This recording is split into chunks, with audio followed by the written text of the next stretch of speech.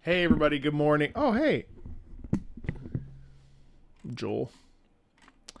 Thanks, Joel. Appreciate it. Thank you very much. Appreciate that a ton. Good morning, everybody. Welcome into another Friday where we listen to video game music together. Right now I'm calling it the Video Game Music Radio Hour. I have no idea if that name actually works, but we will... Oops, I didn't tell him. Hold on one second, chat. I have to... We have some winners from my... Oops, yes. Hold on one sec. Number one is... Frost. And the other is... Temple.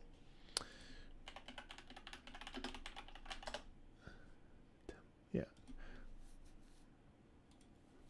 Anyway, sorry, I had to quickly respond to that. So, really happy to be here. Another live stream where we are listening to, well, Patreon's requests and suggestions, talking about them, breaking them down, and also just listening to them. So, I'm really excited. Shaving stream. Don't be rude. What's wrong with my shave? What's wrong with my shave? I'm gonna let this shit grow out. I like how I defaulted to you saying, thinking that was, defaulted to that being an insult. How dare you try to shave me? I won't be shaved. Have I listened to Project Wingman's anniversary medley? I have not. I didn't know there was one. Marco Tofu Cube? No, I don't think so. No evil clones of me will be made. How are you, chat? What's going on? Hello. Shaving stream for members only. No. That's on a different site. I was insulted for me. You were insulted for me.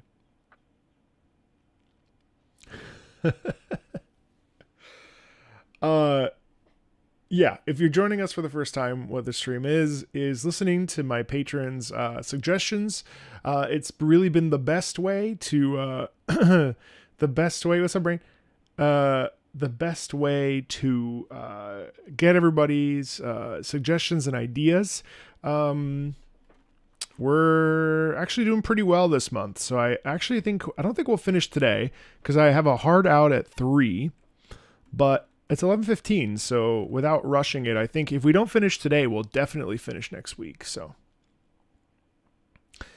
hola, Space Marine 2 finishing. Nice. You have the flu. My God, that's terrible news. Been doing a lot of work for weeks. Ugh, I know. You know, it's not like a real problem, but I have been just there's so many games. And I really don't know what I want to play at this point. Like, there's so much stuff. Like, I'm playing Xenoblade and... Hey, Jayhan, what's up? There's just so much stuff to play. So much stuff. Kazan comes out next week. Yumiya came out today. Atelier Yumiya. It's warming up, but it has been very cold. Want me to spoil you about the... No, it's okay. I'll get to it eventually. Are you going to keep streaming? No, I don't think I am. I think I'm going to keep that for myself. I started over, actually, because I didn't like what my character looked like, and I just wanted to reset. So I just restarted. I think I'm going to play it on my own.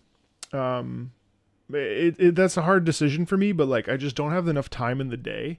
And I think with Xenoblade, it's going to be a game that because RPGs I've sort of distanced as I've gotten older. I've sort of been pulling myself away from them.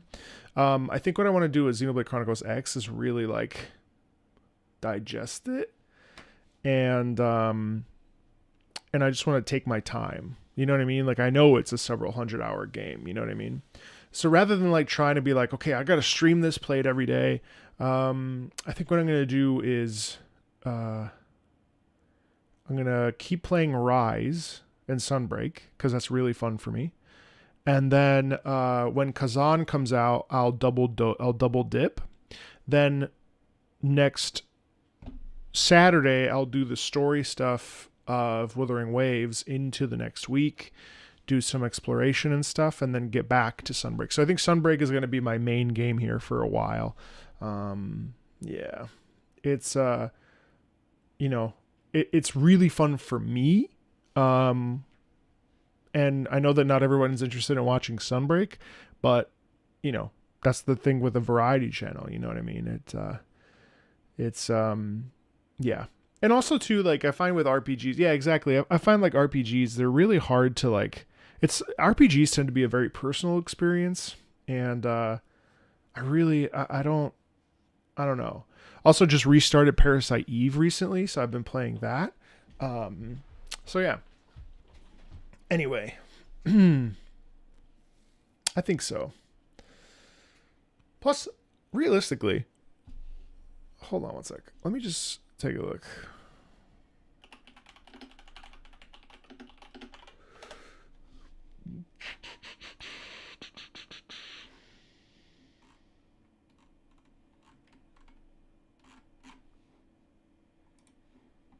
No, I won't play Rebirth.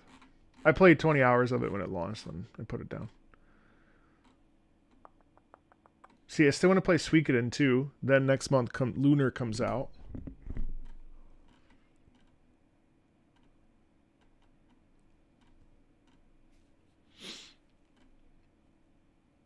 Yeah, so here we are. Atelier Yumiya just came out. I want to try this. It looks really fun. So we're here. AI limit, I've been curious about. Oh, Atomfall. Well, I don't really like survival, so I won't stress that too much. I have no mount. So the 27th, I played the demo of this. And I wasn't going to get it because I've been kind of not in my Souls mode right now. But I picked up First Berserker, and that shit is incredible. It is actually amazing. So I'm going to play that on stream. And then, Croc is back. Huh. South of Midnight, that's only 12 hours. I may dabble in that since there's such a big musical thing, and I actually want to learn more about that sound style, the folky, like Louisiana soundscape. So, but then I think April's okay. Let me see.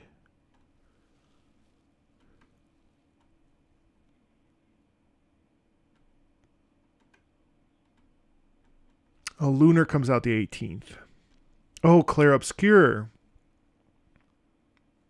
Man, I'm nervous about this game, chat. I've played some of Octopath, yeah. I haven't heard the new DE songs. I'll have to sit down with them next week. man, Clair Obscure, I really don't know what to think about this. I'm going to have to wait till the reviews drop for that. Like, I'm going to play it, I think, based on the fact that it looks like Lost Odyssey meets Final Fantasy meets, you know, I'm genuinely nervous. Genuinely nervous for that game. Mostly for the devs. The way that they've pumped, I mean, they clearly have money behind them. I'm really uncomfortable about, like, I just don't know if it's going to do well. I just don't know. They've marketed it so hard. And I have this feeling. I have this feeling that it's going to, I don't know. I'm nervous. So, Lunar, Clair Obscure. Yeah, okay. So, April won't be too bad. South of Midnight. So, 3 games in April.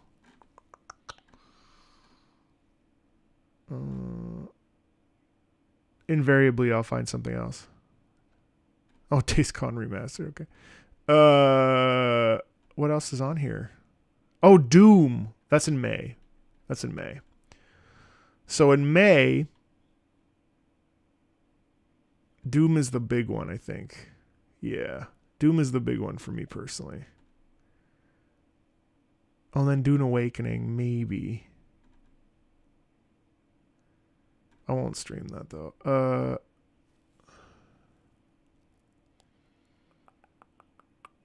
There's always something. Celceta? What? Oh, on the Switch. Okay, never mind. Oh, and then April 2nd, of course, is the Switch. Onimusha 2.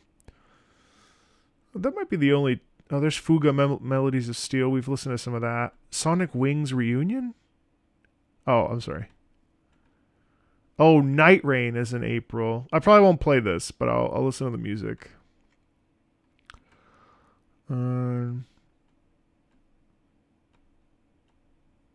Tron? They haven't announced anything. Death Stranding, I'll skip that probably. Okay. Stellar Blade is at the end of... Oh, no, we don't know yet. Okay. Anyway. Good morning. What are we doing? We're listening to music from my patrons. Oh, Scarlet Salvation. Nice. Yeah, that's the sequel, isn't it? You know, Deltarune, man, it really sucks that, like, it doesn't... No, Mick Gordon's not back. I want to play it, but the copyright is so shit that I'm not sure if I can... They revenue share, and by revenue share, that means take everything, so... All right, let's dive in, shall we?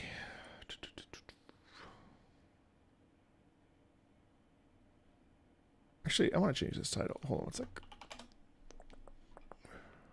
Listening to video game music. What? Preach gets to interview Soken? Damn, I'm jealous as fuck. Cool, I guess. All right, let's see.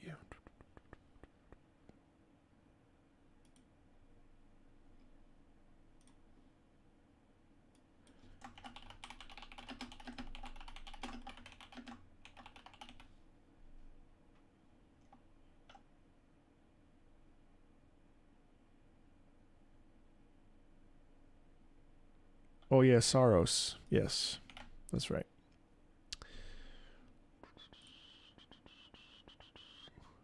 I mean, I might dip in to... I might dip in, but... All right, here we go. All right, so today... We're going to take our time. We're going to finish up the Turandot tier. We're going to dive into... No, I haven't heard any of the new Warframe stuff. No, not yet. I will next week. I'll upload a video of it next week. Hey, Fjord. So we're going to go through the Turandots. There's one more Traviata. Go through the Turandots. Wait, no, is that right?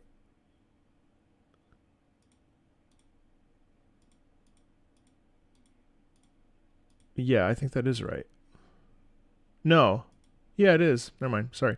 And And then we'll go into the turn. So 1, 2, 3, 4, 5. So 5 tracks analyzed, and then we'll go. I think we'll be able to do. How many tracks do we have? 1, 2, 3, 4. Someone's adding something. Okay. 1, 2. Okay, yeah, there it is. 1, 2, 3, 4, 5, 6, 7 tracks to analyze. And then we'll get into 1, 2, 3, 4, 5, 6, 7, 8, 9, 10, 11, 12, 13, 14, 15, 16, 17, 18, 19, 20, 21, 22, 23, 24, 25, 26, 27, 28, 29, 30, 31, 32, 33. 33 tracks. All right. Kingdom Come Deliverance 2. Lacrimosa.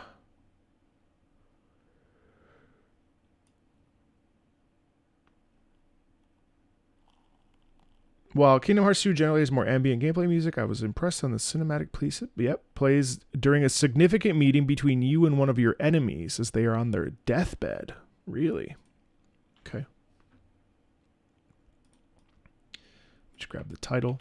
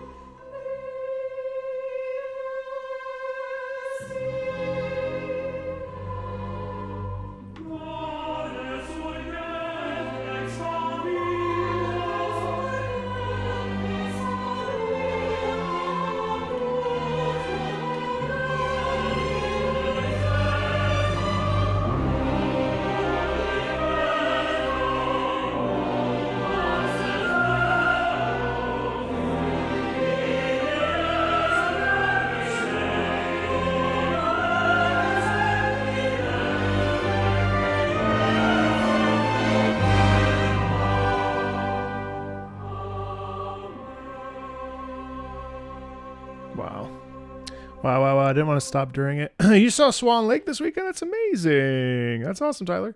Thanks for letting me know. What a great little orchestral and ballet piece. So, wow. So, first of all, I don't know if you know this, but the Lacrimosa di Esila, qua resurget ex favilla judicandos homo ereus, huic ergo parce Deus, pie Jesu Domine, dona eis requiem, full of tears will be that day when from the ashes shall arise the guilty man to be judged.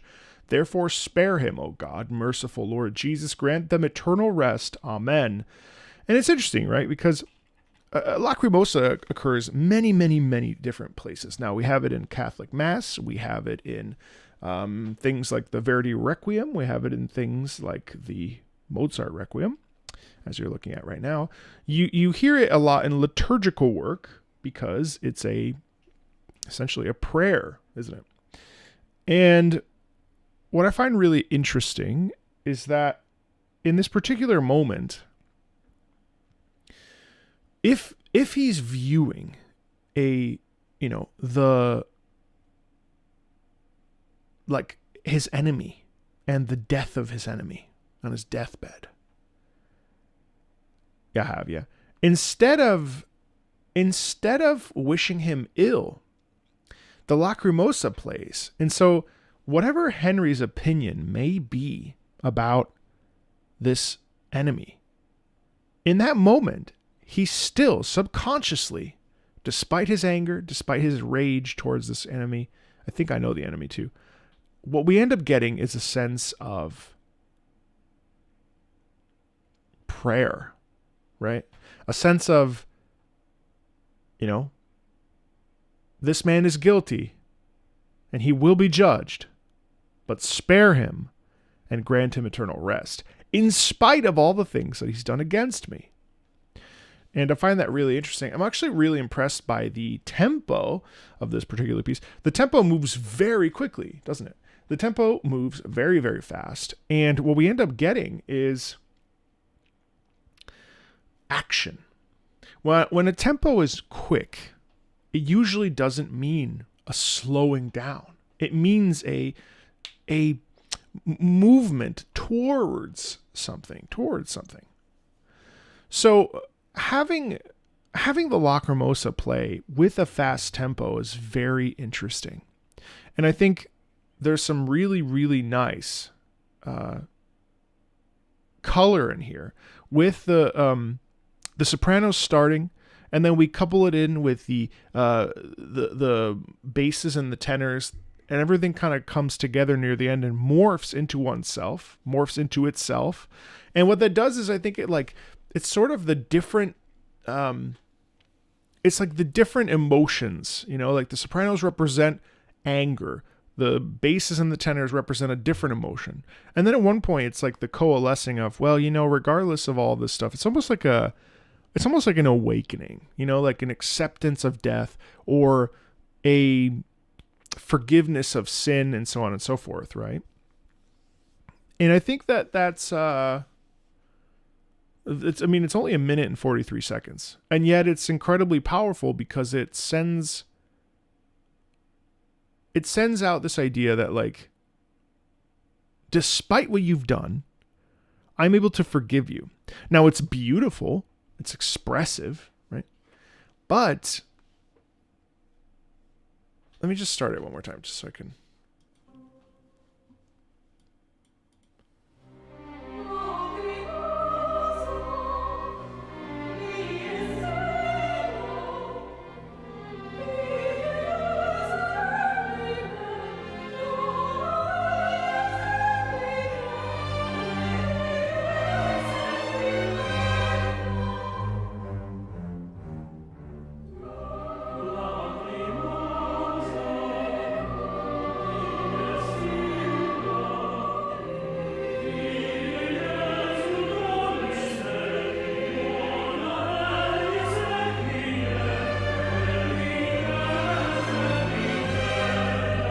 I love that. Chernam.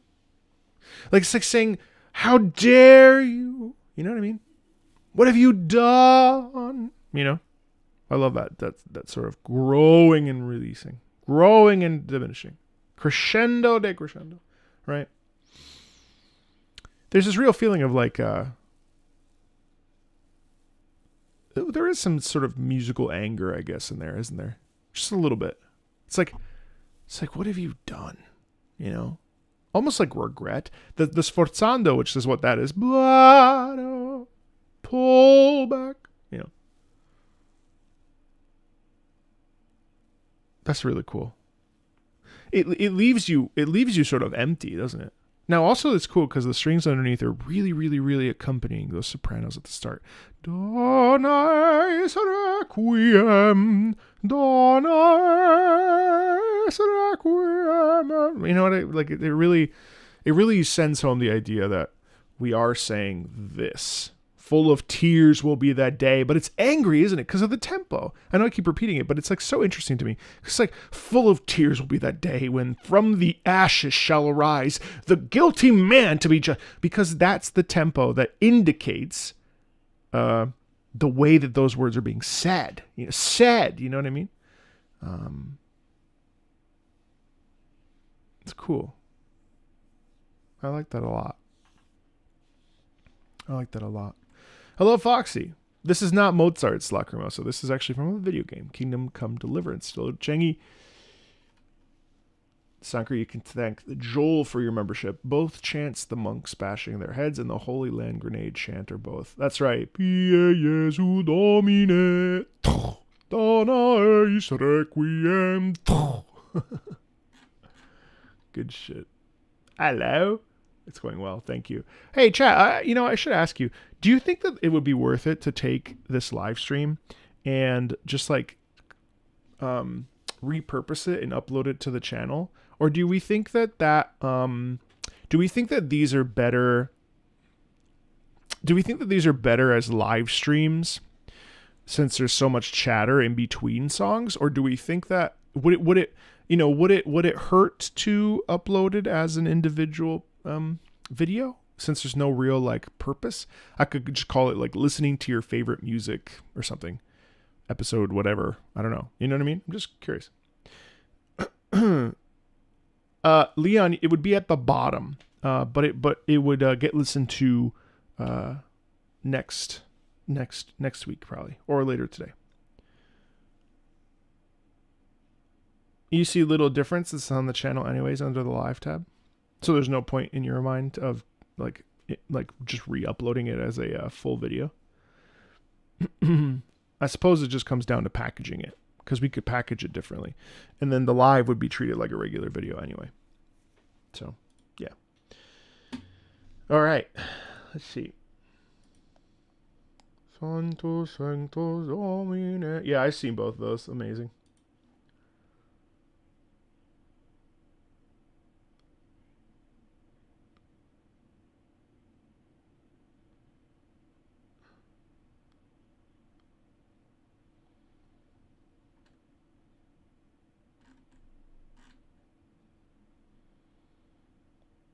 Yeah. Short clips, totally. Okay, next up we've got Mavuika Blazing Heart. Okay, so this must be... This music plays in the Mavuika character trailer. It really does give off rock and roll vibes. This has lyrics and is sung by Chrissy Costanza. Mavuika, for context, is the Pyro Archon of Notlan. Okay, have I heard this? I can't remember.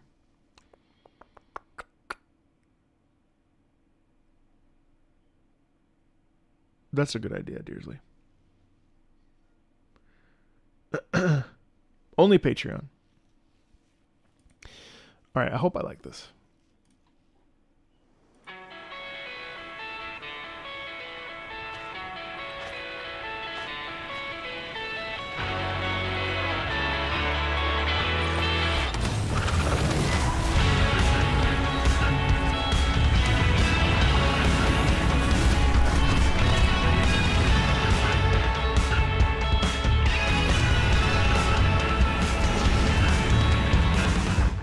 Didn't the community like shit all over the fact that she was riding on a motorcycle?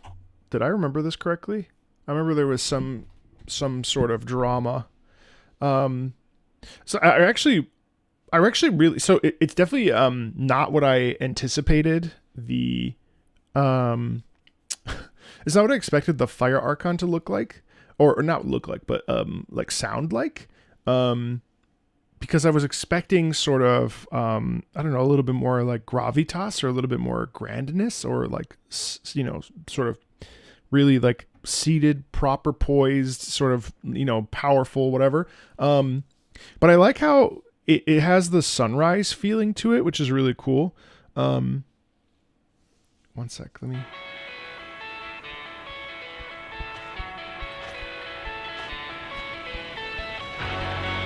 So the sun is rising. She's looking out at the vista. She's saying like, damn, like, man, a whole bunch of stuff has been totally changed. You know, I need to process this. Like, even though I'm the Fire Archon, things are not super easy for me. I'm having to, you know, contemplate how I'm supposed to navigate this difficulty. You know what I mean? And, I also appreciate how it's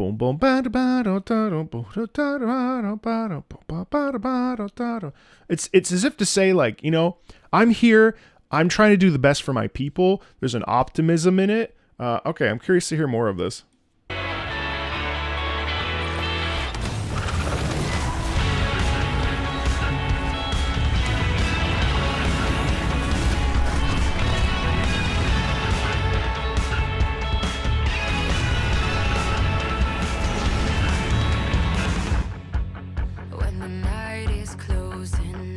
Yeah, Chrissy's such a good singer.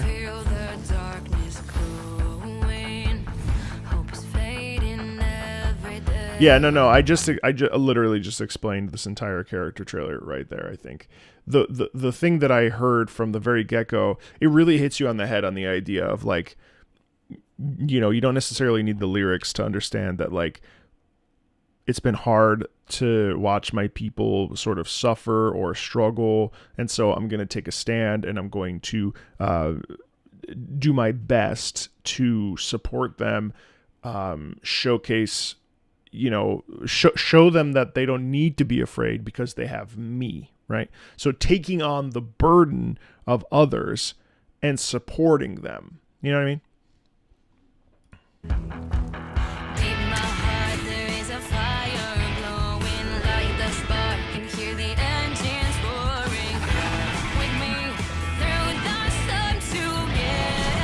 Yeah, I just said it. Yeah.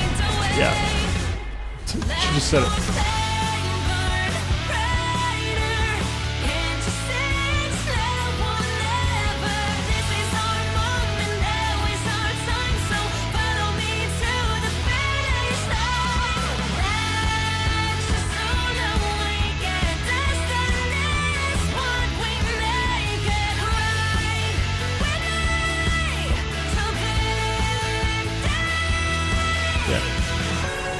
Okay, I'm not crazy about the big band, like the concert thing. I think it kind of cheapens that for my personal taste. I don't like that very much. Now, that being said, Chrissy's singing. I understand.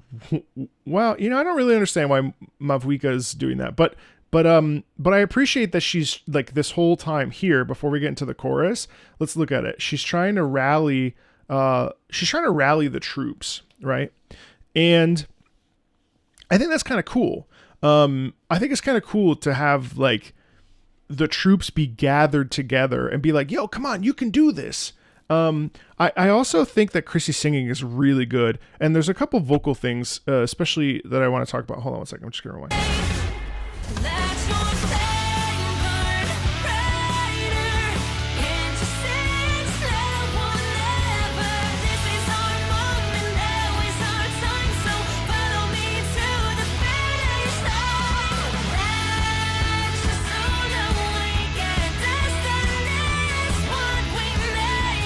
So I like that. So now I do think that the lyrics and the singing and the, not her singing, but the actual like notes, the melody are very on the nose, which, you know, who am I to judge that? But I find like it feels very like, let me hand you exactly what my perspective is on a platter, right? So it feels very obvious. It doesn't allow for like the listener to kind of like contemplate it, because she's handing you exactly what the song is about, right? I don't think that's a problem, but I find that very interesting.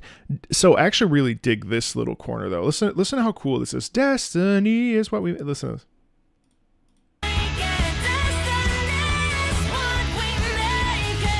Destiny is what we make it. So I really like this. She goes up. Destiny is what we make it. And I think what's cool about that is that it really is. Destiny is what we make it. So it's syllabic. Destiny is what we make it. Destiny is what we make it. I think that's why it punches, because she's changing notes every single syllable. Destiny is what we make it. Which is, it's so interesting that, okay. Now, the only thing I want to say is I find it interesting that we've had all these different like character Archon character trailers. This one is very much in a very different direction than compared to like anything else we've heard in Genshin's in terms of like Archon. I'm thinking of Raiden Shogun. I'm thinking of Zhongli especially. Now Zhongli obviously has like the Arhu hip hop sort of droppy quality to it. I don't remember Nahida. Oh no, Nahida was very, very playful, very light. And then this feels like it really went in a totally different direction. And it's kind of thing where you're either going to like it or not like it. I don't think you can really be ambivalent to this. I mean, I'm going to be a neutral party and just be like, okay, looking top down, this is the things that are interesting about it. I'm not really sure where I fit. On the one hand, I kind of dig it, but I also, you know, I can remove myself from it subjectively a little bit. But I really dug the destiny is what we make it. And the reason why that hits so hard is because each syllable is slightly different. Each syllable has different text. Destiny is what we make it. And I think that punchiness in that's what sends home the idea of, hey, destiny is what we make it. You know what I mean? And that's how you do that. You could go, destiny is what we make it. You could do that. But in this particular case, we hit. And hitting does work as well.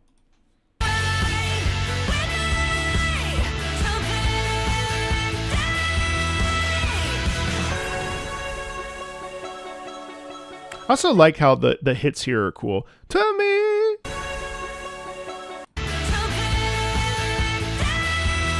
So when you're going victory, we're going up because victory, right? I think it'd be weird if we go victory, although there is something to be said for that too. Victory really hits home. We resolve down on the tonic of the chord. Victory. That works too. But going up top, victory, just really sends home the idea of like we're going to win, you know what I mean?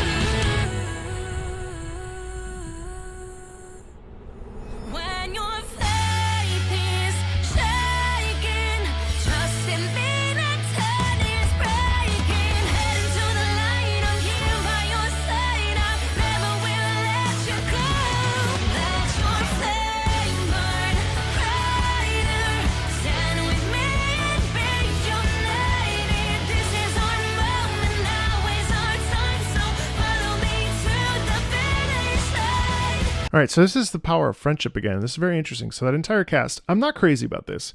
This little section, I really think is kind of weird, personally. Now, that's not to say it's bad. I just find it odd. I actually like the music quite a bit. It's the visuals that are kind of odd because I don't know these characters. So like, obviously that's the power of friendship, which I think is obviously very cool. They're all reaching for the flame. And then the montage of them all shooting and supporting Mavuika.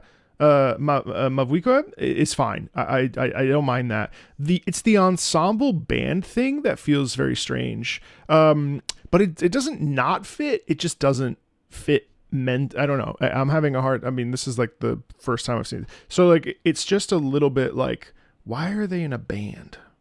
That's the only thing my brain said when I saw that. Why are they in a band? Now it's probably not that deep. So, you know, there is something to be said for that. But I really like this part. So, okay, let's start over and I'll talk over it.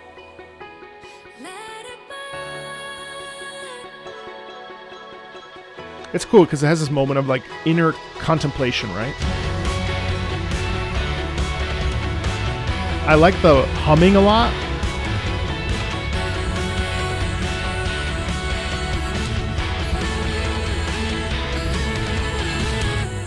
I also like this. So I like the humming quite a bit. I thought that musically, like that's a very classic, you know, interlude in a chorus verse situation, right? It's the bridge. Now, I just find the like sort of musical ensemble thing kind of strange, but that's fine. Then the lunar eclipse happens, and then we have a reset.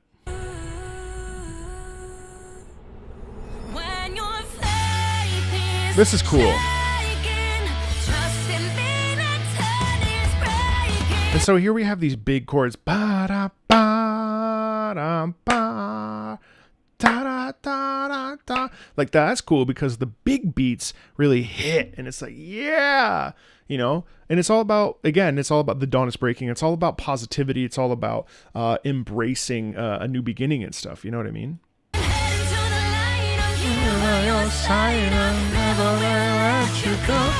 Yeah, I mean, that's like a cool thing. And she's like, I'm never going to let you go. I'm going to protect you. I'm going to continue to fight for what you believe in, for what I believe in and what we believe in as a nation, right? There's a real You know what I mean?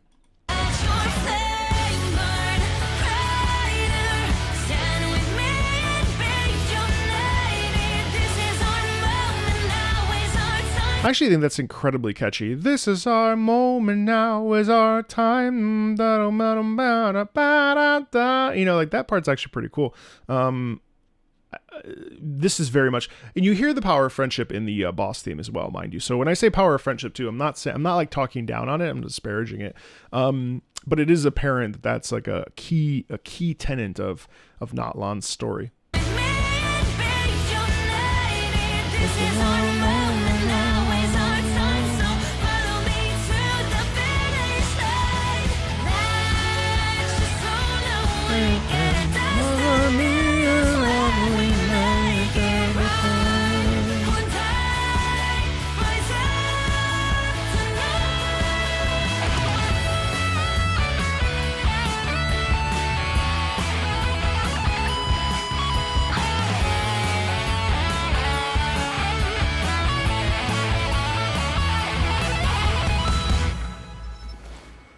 I like the song. I think the song, it's a little bit heavy-handed in the ideas of what it's trying to say, but I don't think that's necessarily a bad thing. I think like they're not leaving anything up to interpretation. That's for sure. It's supposed to be a piece that's supposed to rile you up. It's supposed to be a piece that's supposed to get you, you know, amped, right?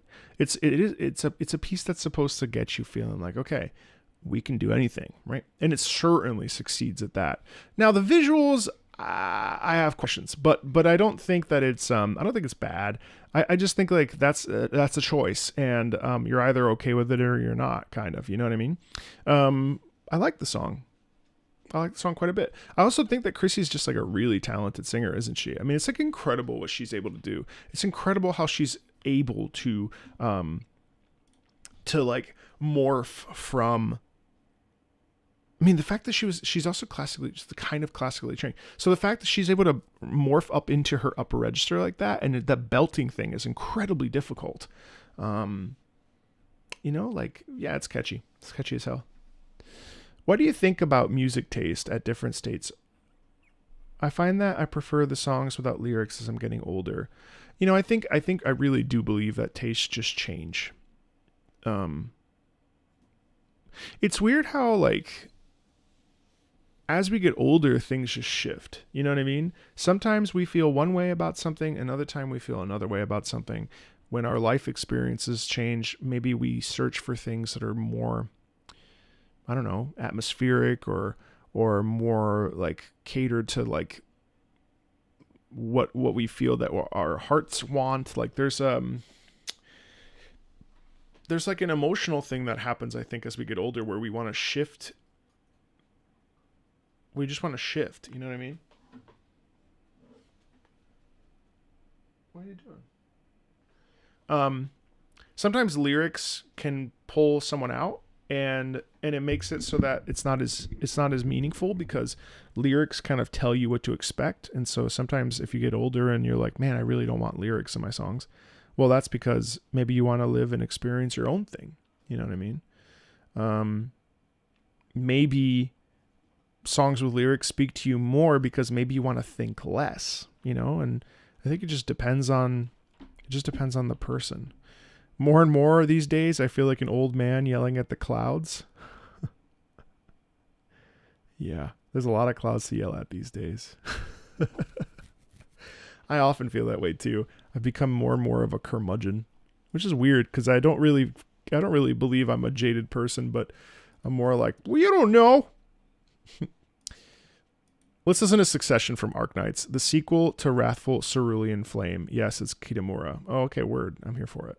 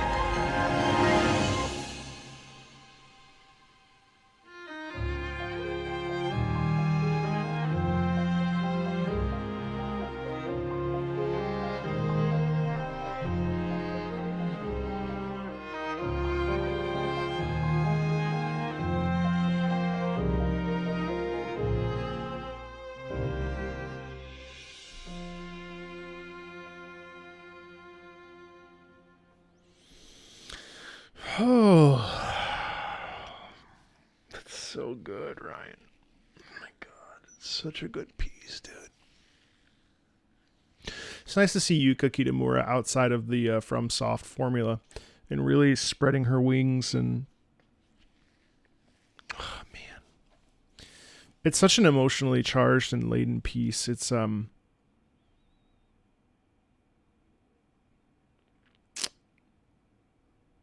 God, that hits, man.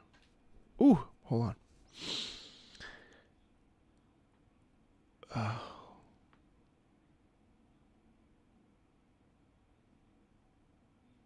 Ryan, I know you pay for a higher tier, but man, I like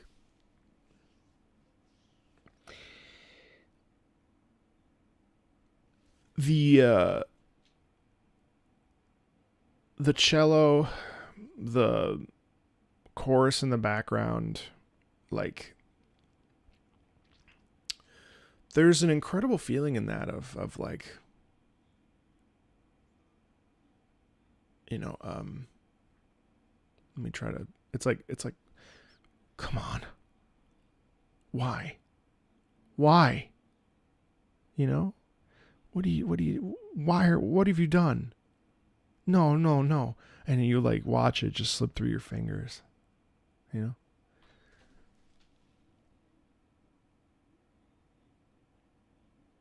I love pieces like this because they, man, that hit me so hard, dude. I don't even know what to fucking say. I'm trying to be like, hold on, let me like pontificate over it. That shit hits so fucking hard, dude. Like it's gut wrenching. It's gut wrenching. Like it just feels like you just watch it all fall. You watch it all fade away. You know, you had one opportunity, like you had a chance to like change everything, and you gave it up. You're backed into a corner. You've given away everything. You know, it's like incredible. It's a monumentally good piece.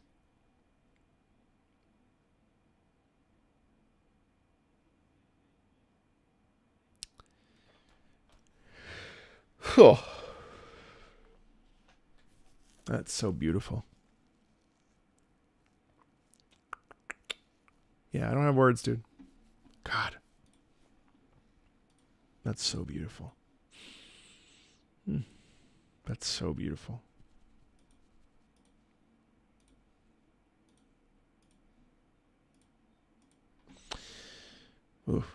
Eiyuden Chronicles 100 Heroes, a game that was overshadowed by Stellar Blade.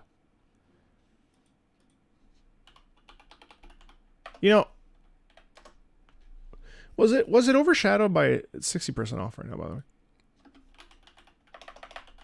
Did they come out at similar times? Let's see.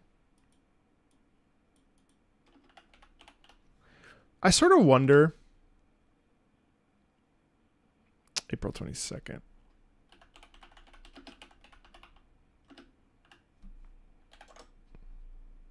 April 26th. I think part of the problem with the Eiyuden Chronicles is that I don't know. Like for all intents and purposes, it should work because it was a spiritual successor to Suikoden. But maybe I wonder why. It was lauded and appreciated. Why is it mixed? That's weird. So many characters, so little impact.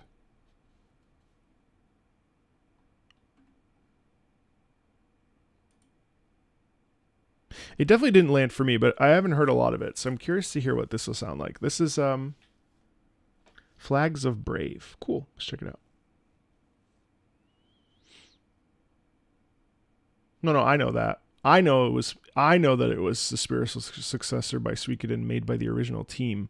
I don't know why it didn't hit though. It didn't hit as well as I think that everyone would have wanted. Maybe.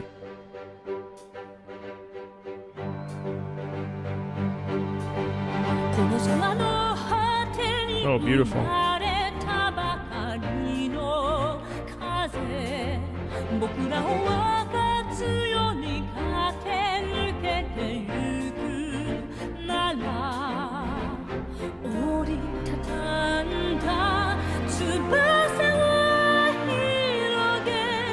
I love how she punches right away. When it starts, it really hits what I don't know the words. I don't know the translation, right? But like automatically you feel like, okay, well, this is the ending theme. So it's like, yeah, you did it. You can accomplish anything. And then it pulls back and it goes, yeah, you know, you really did a good job, right? You can kind of hear how like it starts really punchy in her register, in her middle register, and then it dials back when she goes up and it kind of lilts up. Oh, it's so good. It's really beautiful. I want to start it over. Yeah, part of that too is the classic marchy sort of like you can do it sound quality there is really, really fun. Hold on. I like the little off drum set. Do you know what she does there? That's all pickup. It's pretty cool because the actual like thing that lands on the beat, that's the part that lands on the beat.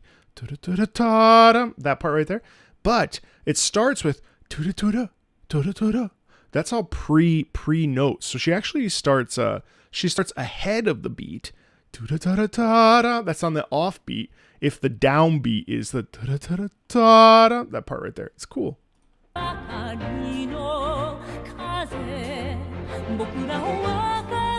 And then you get the same movement in the strings that bolster that section.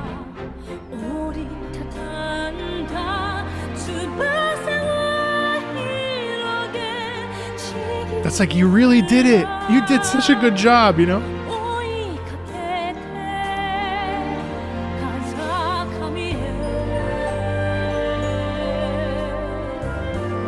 That's dial back too. That's cool. Twinkling. Oh my god, this is gorgeous, dude.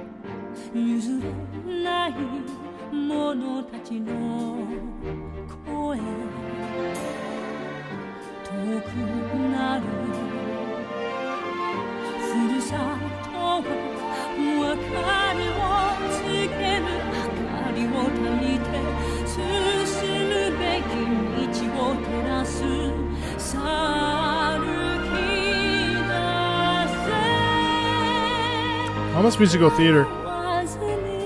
Very musical theater, wow.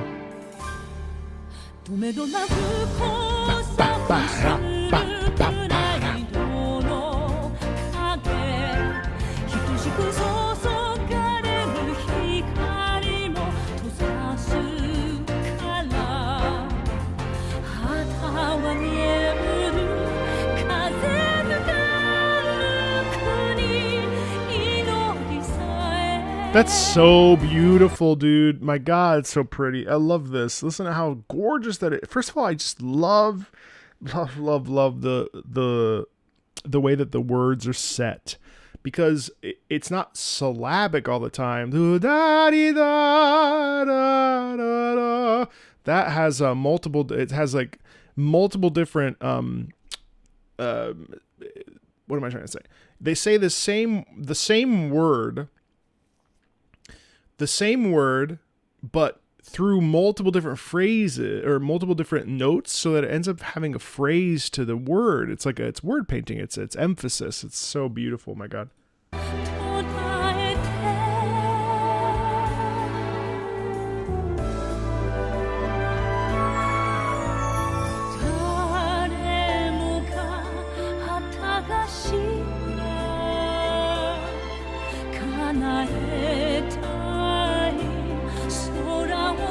Some really nice harmony there. Very tight harmony.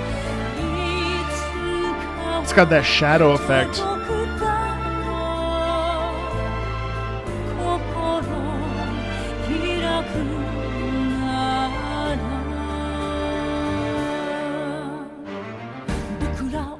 Ooh. Dum, dum, dum, dum, dum, dum.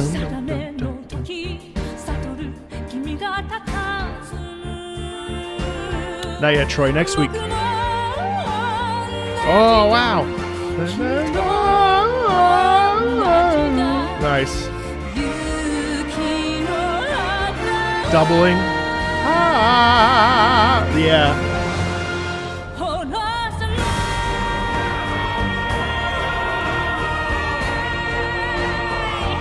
Ah, man, I got goosebumps, dude. Holy shit, that's so good.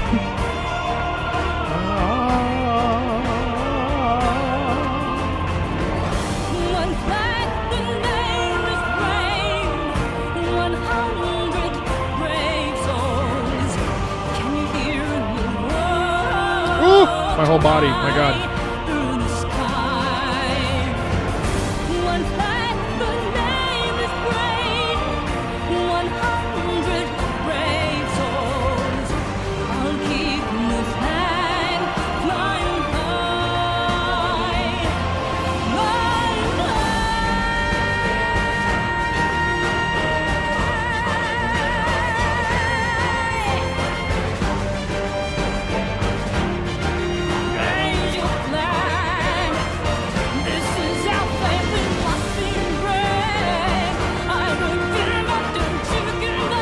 Growl.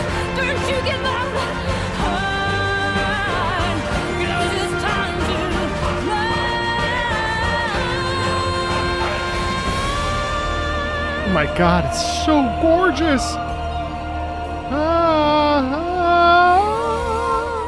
Oh, and suddenly like soulful and R&B, like holy shit, the chorus. Oh my God, dude, all of it. And then it ends on the humming. Oh, dude, what a phenomenal piece.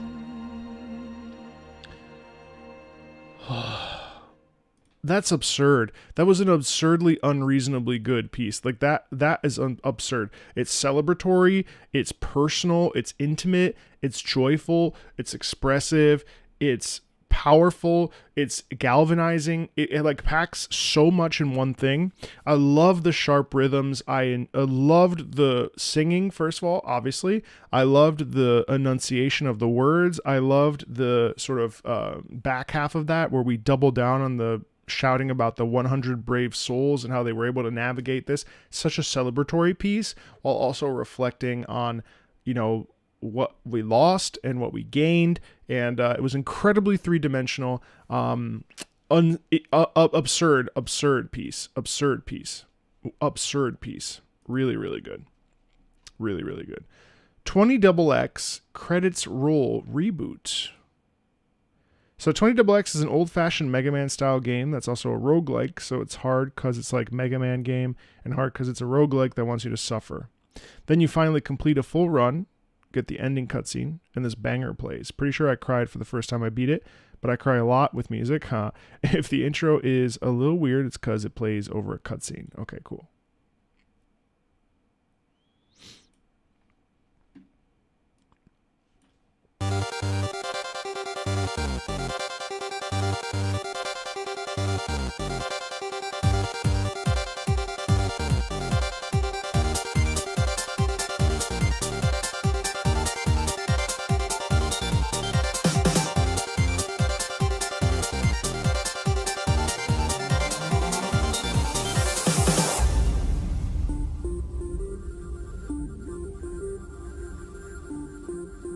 You know, I want to just stop really quickly and say, thanks, Ayumi.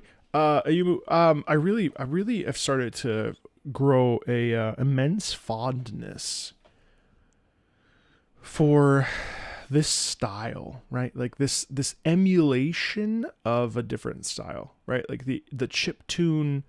I mean, I know that it's basically it is chiptune and that's what it's called, but like the fact that we take like the 8-bit, 16-bit soundscape and then modernize it and also like enhance it in a way is such a beautiful like homage to like probably one of the more experimental periods in video game music history. And I think it's like so cool, you know? Like I think the beeps and boops, like I used to kind of like shy away from them and be like, no, we need to, you know, move away from beeps and boops because, you know, we need to be legitimate or relevant to society or whatever.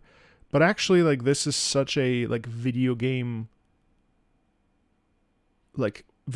core that we shouldn't deny it.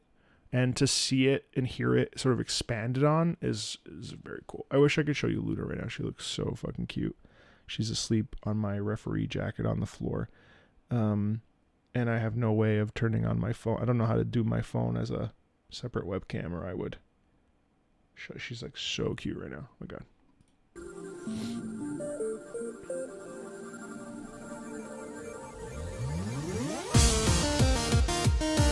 Yeah, that's fucking awesome.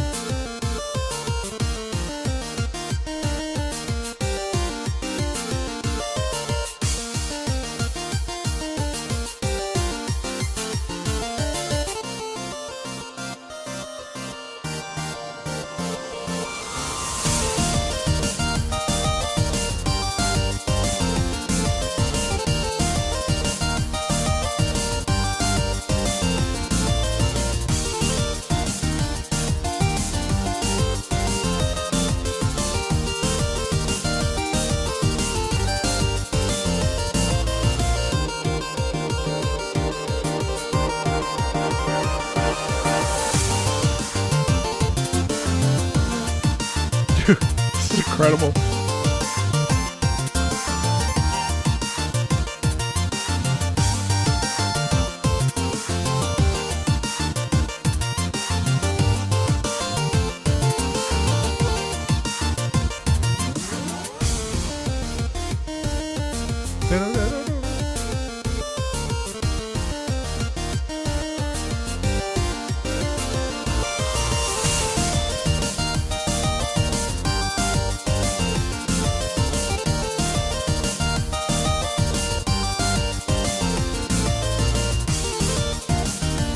I absolutely adore it. I don't even want to stop, but I feel like it's worth it. I love this. Like, this is like prime time joyful, right? Like, this is prime time incredible. This is prime time celebratory. This is prime time, hey, good job. You did it. You finished this incredibly difficult experience. We are proud of you. That's what this song is. It's not like the way that the melody's written. It's written with a sense of like joyful celebration. You know? Jacking it.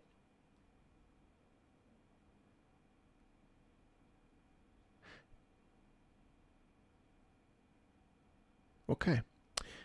Well, I think so. I think that's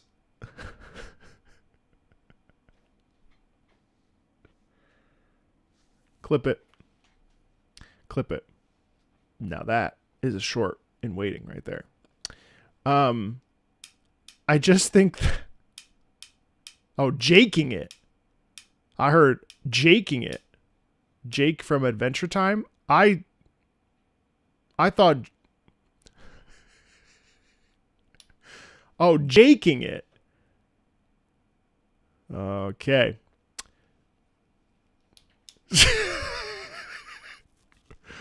Timestamp is. What's the timestamp on that? That's going on the shorts. That's content, baby. Yeah, I also read it as jacking it, and I was like, I don't know what you mean. This is not the... Never mind. I'm not going to say that. This is one... Let's say 109. 109.20. Nothing. Somebody wrote jaking it, and I read it as jacking it, and I was confused. That's all that happened. Nothing important. Anyway, this song is absolutely a celebration, and I adore it for that. I adore its tempo. I adore the way that it is celebratory. I adore the way that it...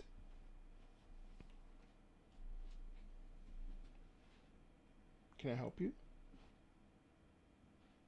Let me pick you up. One sec, chat. I'll play this. You don't have to apologize. I should be apologizing. Go up. One sec, chat. She wants to be picked up. Up.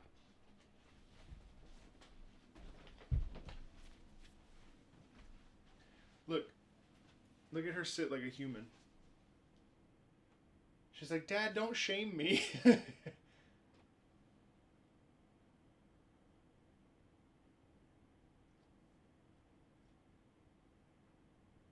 Hello. Can I pick you up? Can I pick you up?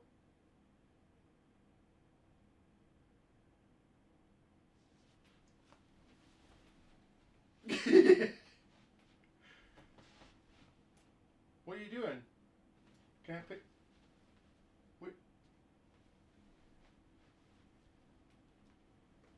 Can I pick you up? Hmm? Let me pick you up. Come to daddy. Yo, yo, yeah, yeah, yeah.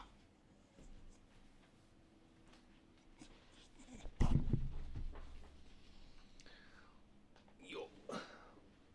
Yo. Yo.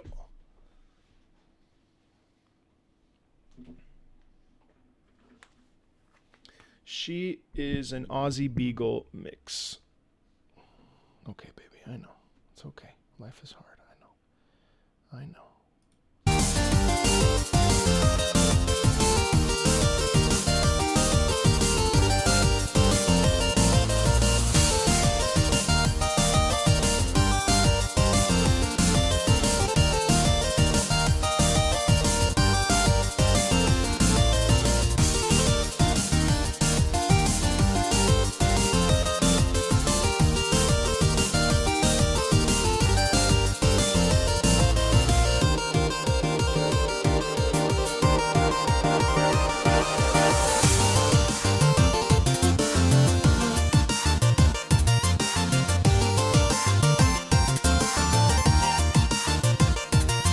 And I love how this part too here. This part really it shifts and the rhythm moves here and it's the rhythm moves here in a really what's the matter? Just sit down. Just sit down. The rhythm moves in a really fun way where it like deviates on itself a little bit and it kind of like makes you feel like, all right, I gotta get up. I gotta do some work. You know, so it shifts from like good job to more of a sound of like, well, time to get back to it. You know what I mean? There's a certain like workman quality in that rhythmic shift. Oh man, I really fucking love this song, by the way.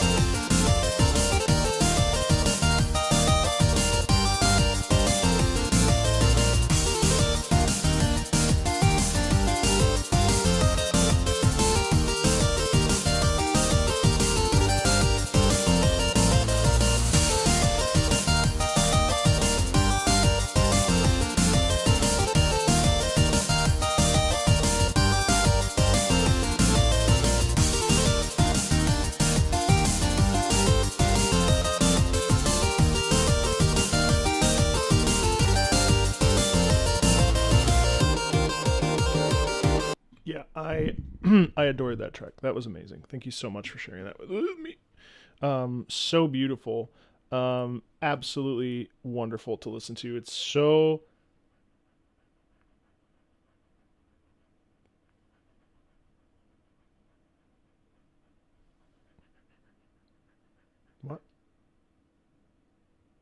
What? Just so enthusiastic. I love that. Such an inspiring piece.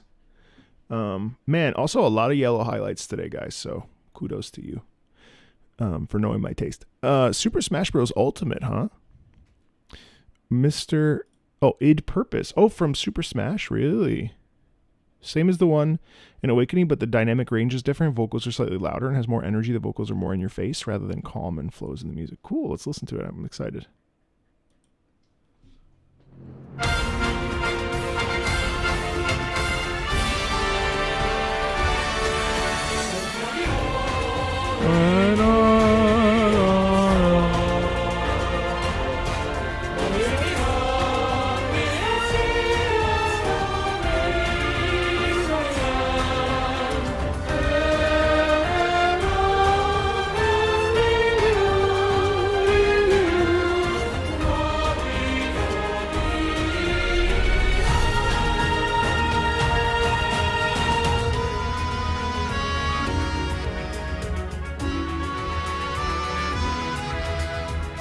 Super front and center accordion there too.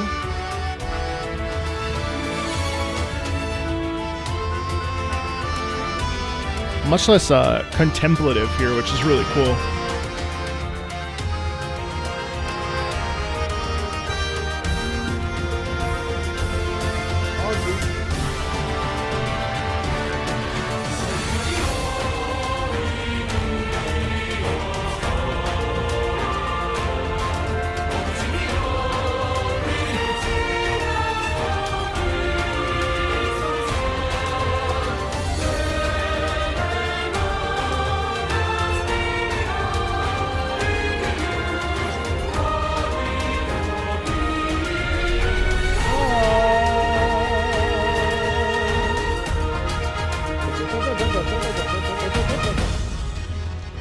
Oh no, here's the contemplative section. Oh, that's dope. It's so much more pronounced in terms of the brass, and also I love how it's rearranged.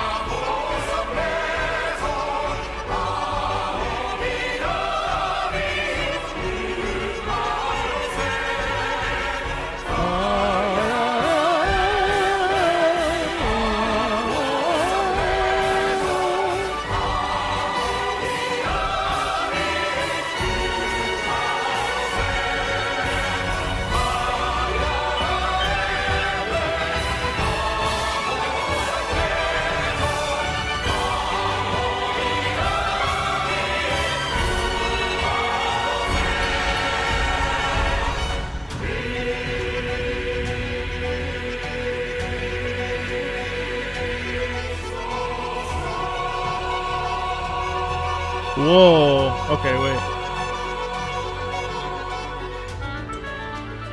You know, it's so true that the piece definitely changes itself in this. There's so much more confidence. And I think too, what's really interesting is that it's much more front and center, like was mentioned in the comment. There's way more of a sense of it's more fully fleshed out. It feels like there's way more instruments that are sort of helping double, and also helping to sort of essentially by changing the way that it's arranged, we can create different emotional responses to it. And I think in this particular case, this feels much more triumphant, right? And even the slower section, this little corner here, feels very much more like, you know, an arrival point. You know what I mean? It really feels like here we're saying like, hey, we're here and we're not going anywhere. Even in this slow sort of like a chorale section, which is, you know, almost a cappella, right? Like that too has this sense of, no, we've done it. We're here now, you know? And also in general, I think id Purpose has such an exceptional. I should do a video where I remix, like listen to the original.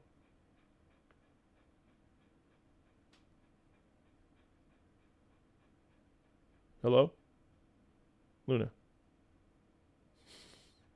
Luna, stop breathing so loud. Luna. She's happy. She's very happy. Yeah, it's really good. Really, really, really good. I also think too, like, this piece feels so. The real emotion that comes through is anything is possible. You know what I mean? We are not going to surrender for anything, but you will try and you will fail, right? There's a sense of like, absolutely. It's so melodic, but also very rhythmic in its sort of movement. It's kind of exceptional. I mean, like, there's nothing to it. Like, id Purpose is probably one of my favorite Fire Emblem tracks, if not my favorite Fire Emblem track.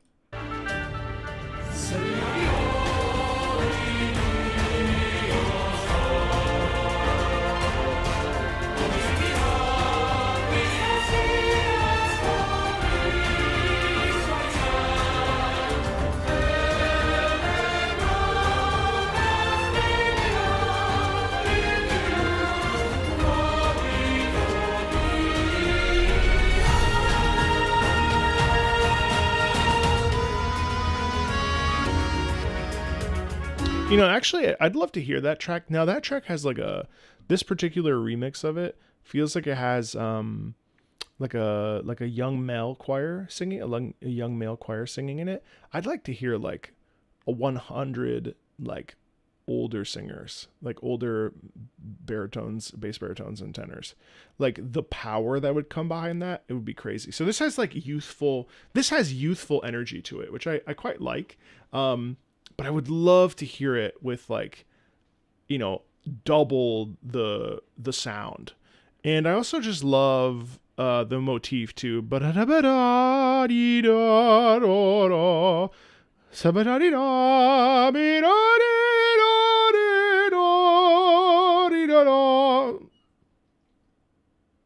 know what I mean?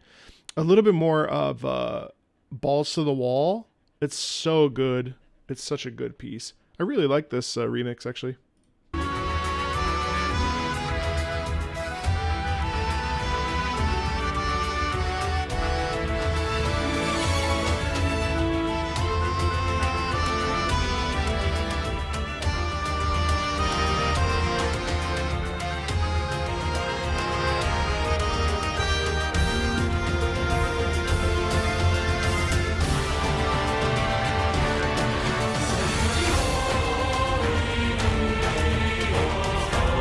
And right there, thump, thump, thump, thump, thump, thump. So that's different than we have in the original. I mean, it's still in there, but this is way more pronounced. And I think like the hits in that really sent home the idea of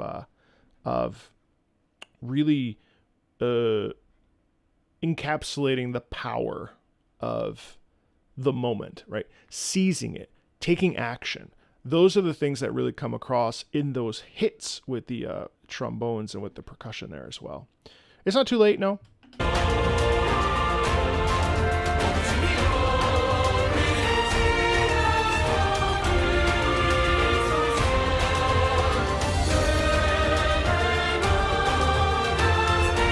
Thanks, Isaac.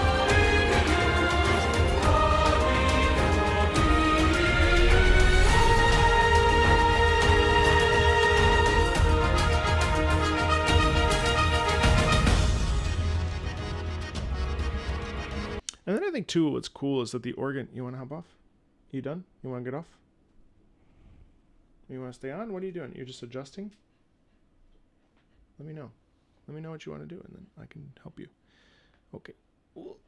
No, you're fine. You're fine. I really like the accordion too, because the accordion has like a really nice vibe to it of like invitation, like come join our cause. You know, come come be a part of this new world, this new landscape, this new identity. You know, there's the accordion is such a bright, warm sound, and yeah, I love that piece. Sorry, I could like talk about little corners of that all day, but yeah, get out of there. That's not for you. That's mine. Hopefully that made sense. Is Luna distracting, guys? I can also remove her from my. All right, Legends of Runterra. Nice. Breathe. Launch trailer music made for Lux. Lots. Oh, that could have gone badly. Well, turns out she didn't want to be there anymore. So, launch trailer music for Legends of Runterra. Legends of Runterra, card game that sadly is only barely kept alive. Yeah, really sad. Best card game ever made, and the music is amazing. Let's check it out. I've never heard this.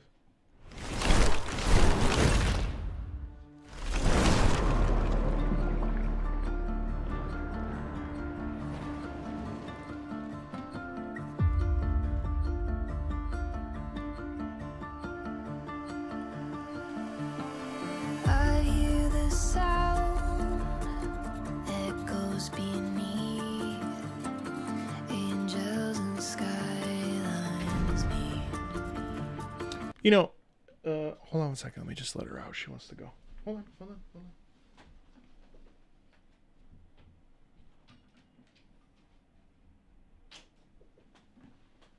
You know, in a lot of ways, this also this automatically sets us up, right? And that's saying, like, you know, we're in a bad situation. We're in a situation. Well, maybe not bad situation, but like we're changing. Everything's shifting. You know what I mean? And this particular music, it's really hushed back. It's really dialed in. That's saying, like, you know, I'm going on a personal journey and I need to do X, Y, Z in order to be free, right? There's a real quality in that sound of like, I don't know what's coming, but I know I'm going to have to face it. Right, there's a bit of questioning in that. Don't you feel that? Whatever the lyrics are. This is the worst.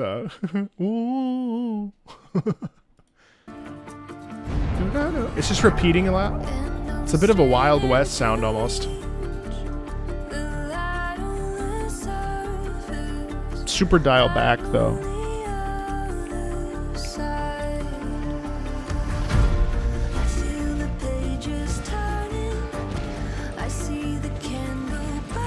Hey, Poison. It feels like a personal struggle, a personal journey, right?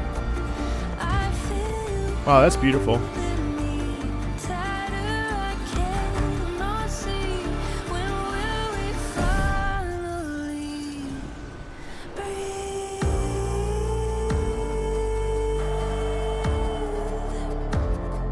Oh, wow.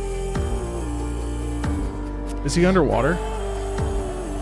I really respect that we didn't just go 0 to 60. I think we're going to. It's going to pick up in a big way. It's very classic, like verse, chorus. But I really appreciated that here we had a delayed onset of the intensity. So that way it doesn't just like go sad, quiet, somber part where I'm contemplating life. Oh yeah, you know what I mean? Like it doesn't go from one to the other so sharply. So here we have a little bit of like, you know, contemplation and reflection and so on and so forth, right?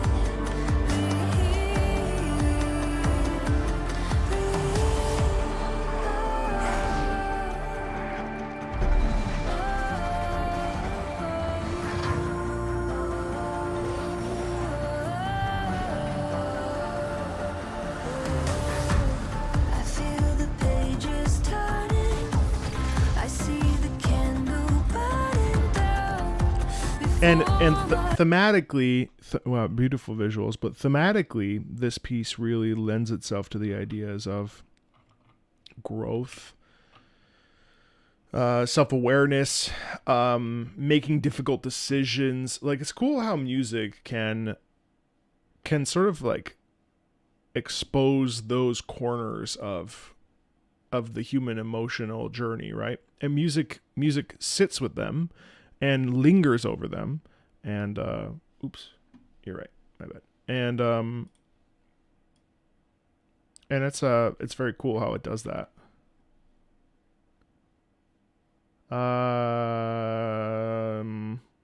Shorekeeper probably. Shorekeeper, well, both, but I would probably say Shorekeeper in this case.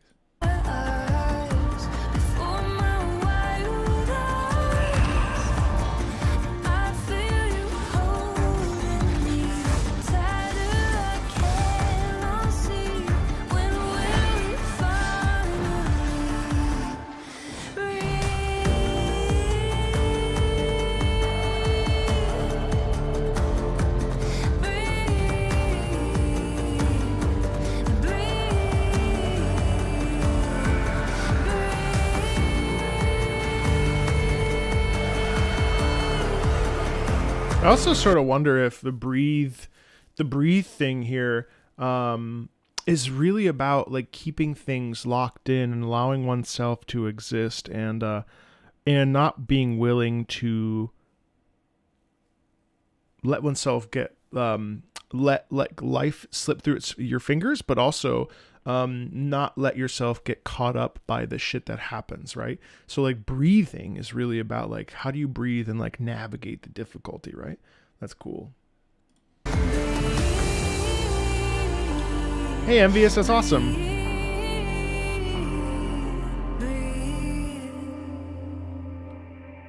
It's at the bottom of the sheet.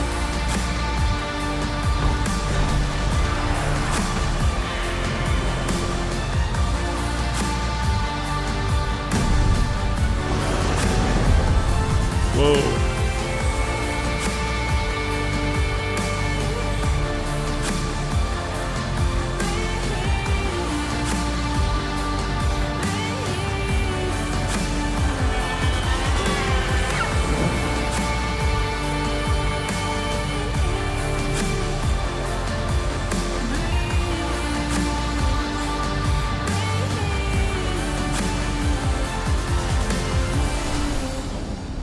Wow, that's incredible. It's really a shame that there's something about Riot that kind of bothers me. I haven't figured it out. Over time, I've sort of started to think about it. I think maybe because like it feels like everything that they do is so polished that I wonder how much of it actually gets to have creative freedom, if any, because it's like the marketing arm of their music department and like, you know, lore and stuff. Like it feels like this is just I'm just talking. I don't know what the facts are, but like it feels like there's everything is measured down to the very nitty gritty, and so like it feels like there's a little bit of rigidity when it comes to actual like expression. Now a piece like Breathe is really good. Hey Roos, what's up there? This piece is really beautiful. I actually appreciate that it never really exploded. You know what I mean? It had like a natural build to it that was really, really well done. And that animation is just astoundingly good. But yeah, but there's something about it that feels like it's missing some of like the mess of creativity. You know what I mean? Like it feels almost too polished. Maybe it's just me, but I don't know. It's sort of like an instinctual thing that just popped up, and I was like, huh. I'm kind of thinking about that. Also, I'm kind of sad that Runterra they're not really leaning into it. I wonder why that is. Maybe it doesn't make enough money. Maybe it's, I don't know. Alrighty, let's dive into music. Let's do Kingsfield. This is Iscalio. No, this is Final Area. Dark Reality. This plays at the very end of the game to the point of no return and combines many key leitmotifs from the other themes of the game, including the main menu music. Kingsfield 4 is perhaps the most atmospheric video game of all time, and tracks like this really capture the vibe, which laid the groundwork for the Souls series. Cool. Let's explore.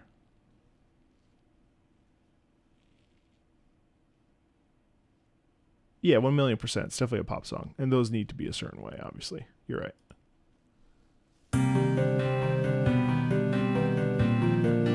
Did I hear this with Robert Touhou? I think I did.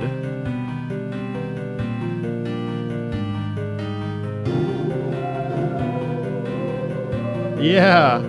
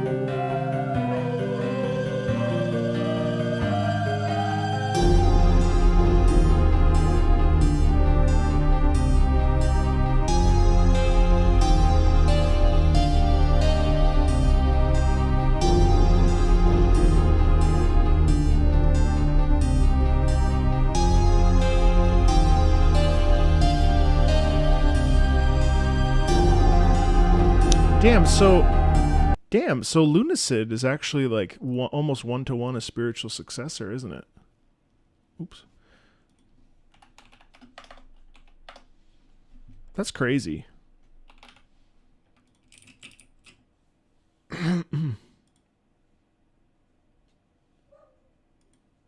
It really is similar.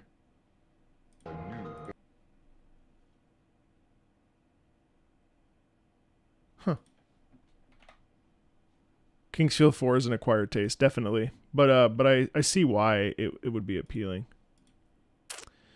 Alrighty, let's check out. What the hell is that? Brigadine?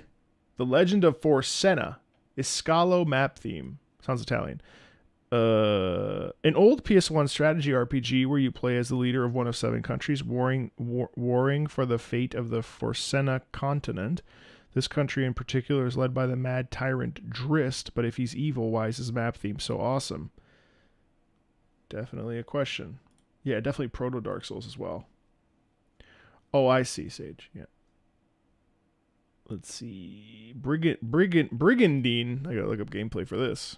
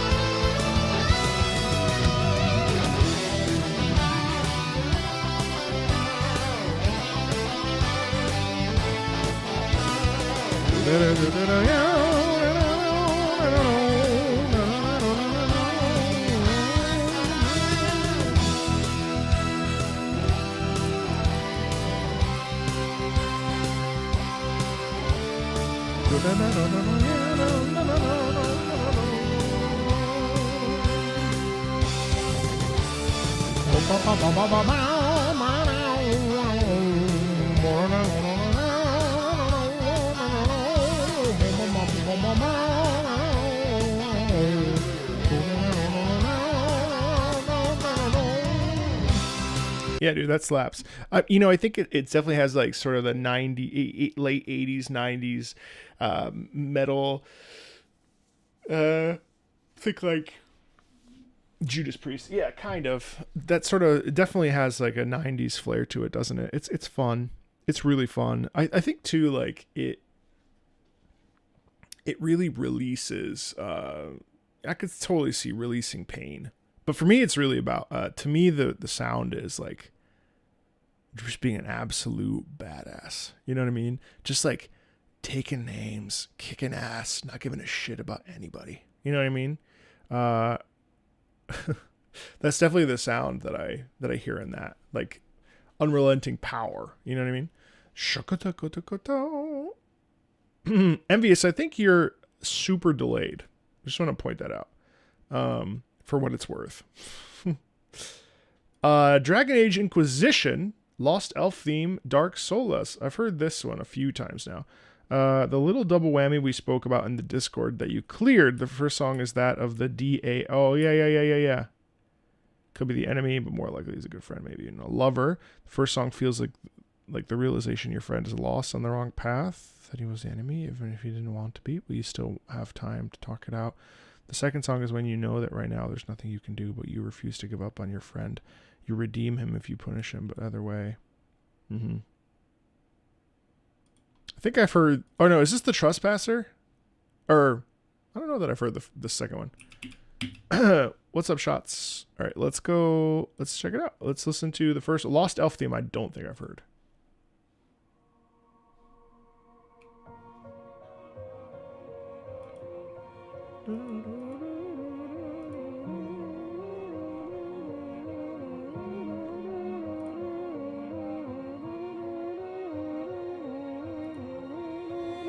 That's beautiful. I love the repetition there.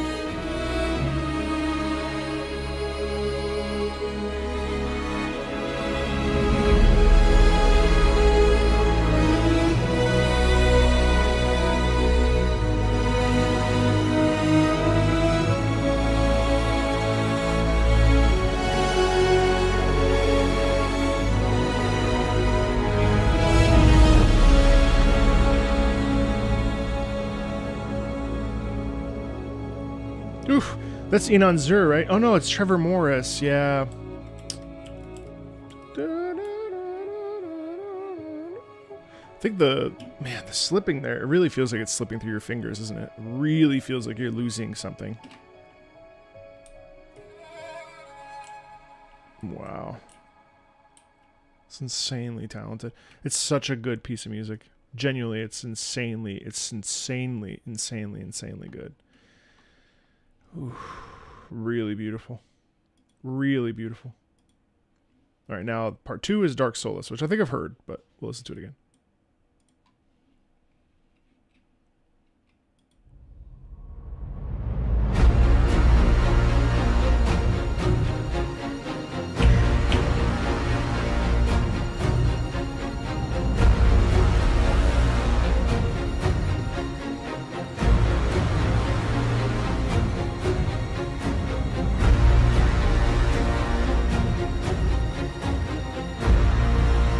Love the brass there.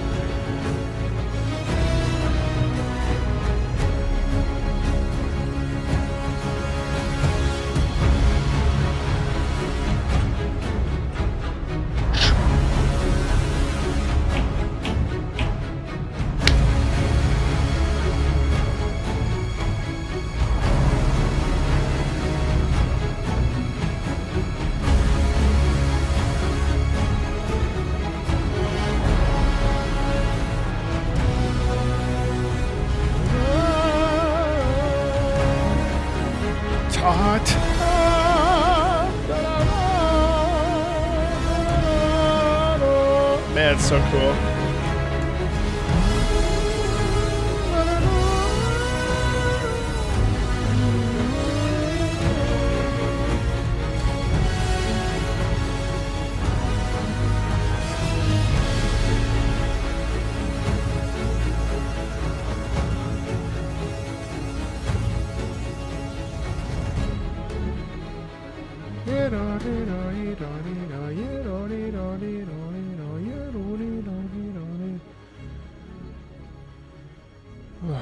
It's so amazing.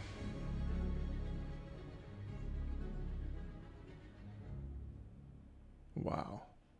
Sublime. It had been a minute since I'd heard that, and yeah, it hit both times. That shit's incredible. Honestly, it's extraordinary. Yeah. Also, you know what, Dearsley? I don't know, Tom, if you're still here. That was a really good idea, by the way. I should be doing more with my highlighted videos. Like the songs that I really like so far today, we've had 1, 2, 3, 4, 5, 6 songs that have been absolutely wonderful, that I think either, talking about them in a video or no, I should talk about them in a video once a month. I think that'd be really, really, really cool. In fact, I really think that I should maybe be doing a little bit of a better job. If I'm going to talk about games that come out, like if I'm going to stream them, right? Maybe I should also be like, hey, this game is coming. Like I should look at what's coming down the pike in a given month. And I should maybe consider being like, hey, if you're a video game music fan, which I think my audience generally is, these are some video games that are coming out this month that might be appealing to you, that seem like they might have pretty decent soundtracks based on the trailers I've seen and stuff. And then likewise, I really should do I really like what Rasputin does, because Rasputin does his like games, or does their games that they played in whatever month. And I think it's kind of a missed opportunity for me personally to not do a video game music I heard this month, right? So I need to do better. In fact, I think I'll do that this month. Because also, like, think about it. Like, here's the problem. Here's the other invariable. Here, look at this. Here's the last.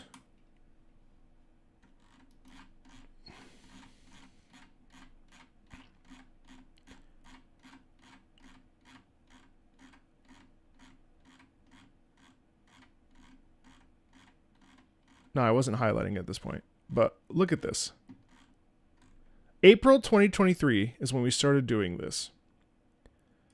Right? Look at all of this. This has to be used. This has to go somewhere. Look at all these highlights. Look at all of these highlights. And they're just sitting in here. They have to be used. They have to be used. They have to be used. They have to be used. They have to be used. There's no reason to be listening to stuff every single month if I'm not going to be doing something with it as well. You know? No worries, dude. You're fine. Don't even stress it. Because, I mean, that's... realistically, it's about 1,600 and probably 60 songs total, right?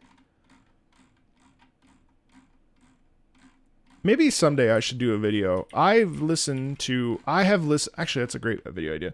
I have listened to what have I learned from listening to what have I learned after listening to 1,600 songs? Do they have to be used? No, they don't. But I mean, we're vibing, right? It's not like nothing needs to be anything. It's just interesting to me. No, I don't know who Adrian von Ziegler is. Hi, Vidar. Songs of the month. Maybe I already did this. Games coming up. OST. Yeah. Anyway, I was just thinking while listening to that, because I'd already heard that. It's like so beautiful. Now I'm thinking to myself, like, yeah, I should feature more music in this.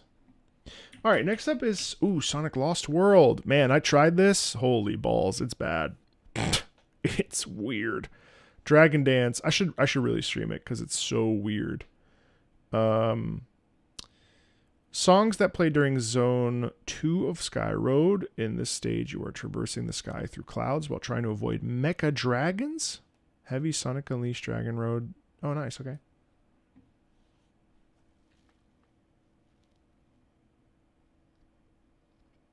A 24-hour live stream where you force a group of guests to listen to every single one of oh my god, what if I went hardcore Mr. Beast? I'm sure I'd get a lot of unsubs. I forced people to listen to 1,600 hours. Oh, that's so funny. 5 things I learned from listening to 1,600 video game soundtracks. I actually don't know what I've learned. What have I learned? There's a lot of tropes. But there's also a lot of creativity. It's kind of cool. Enjoy your workday.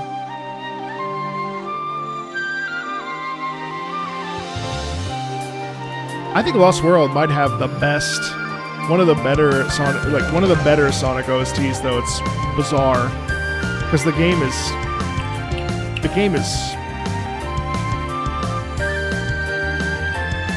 kind of ass.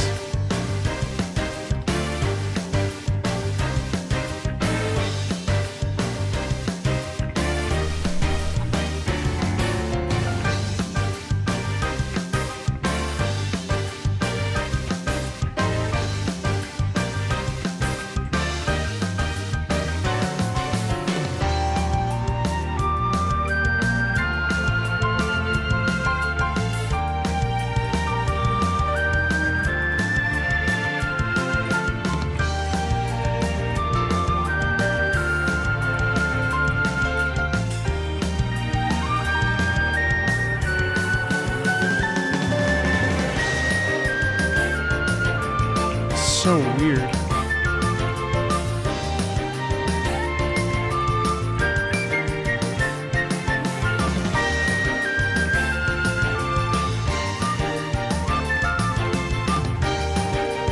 Not enough, no.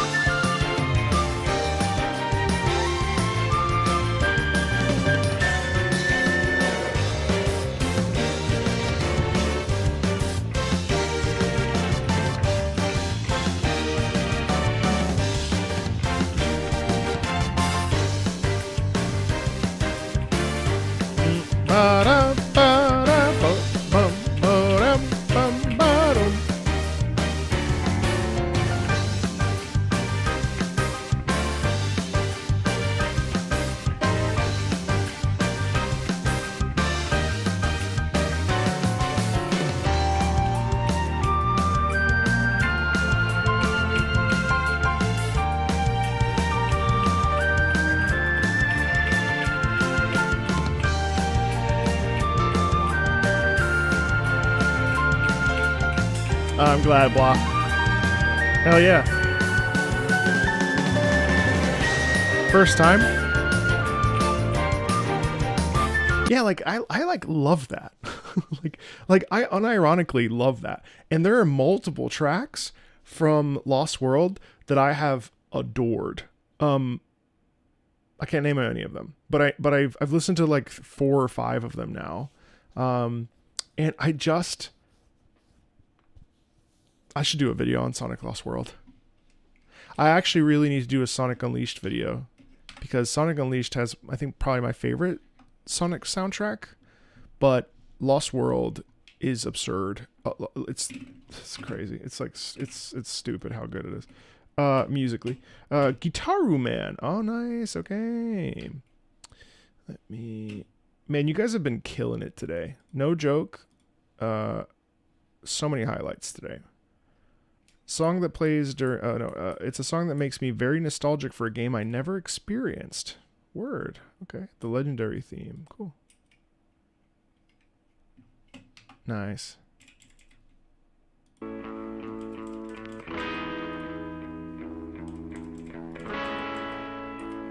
I did not like Sonic Forces either. I could see why this would make you nostalgic.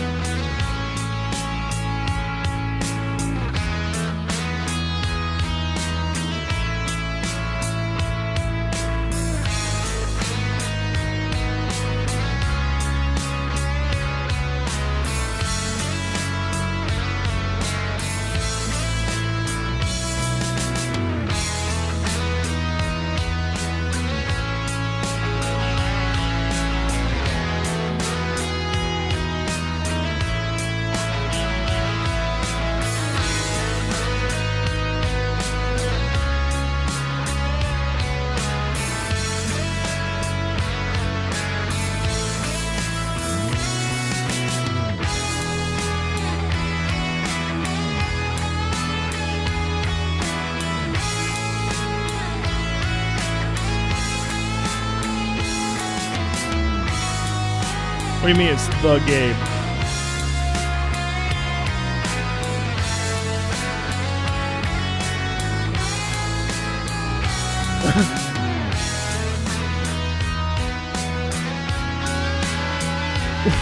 Why did you do that?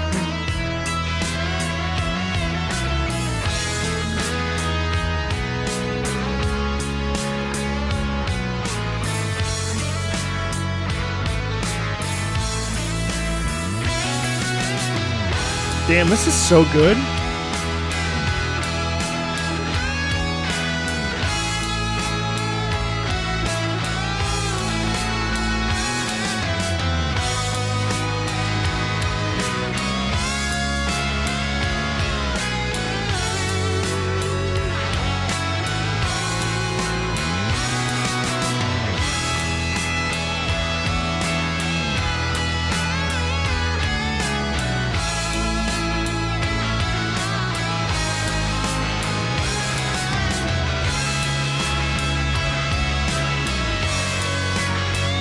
Oh,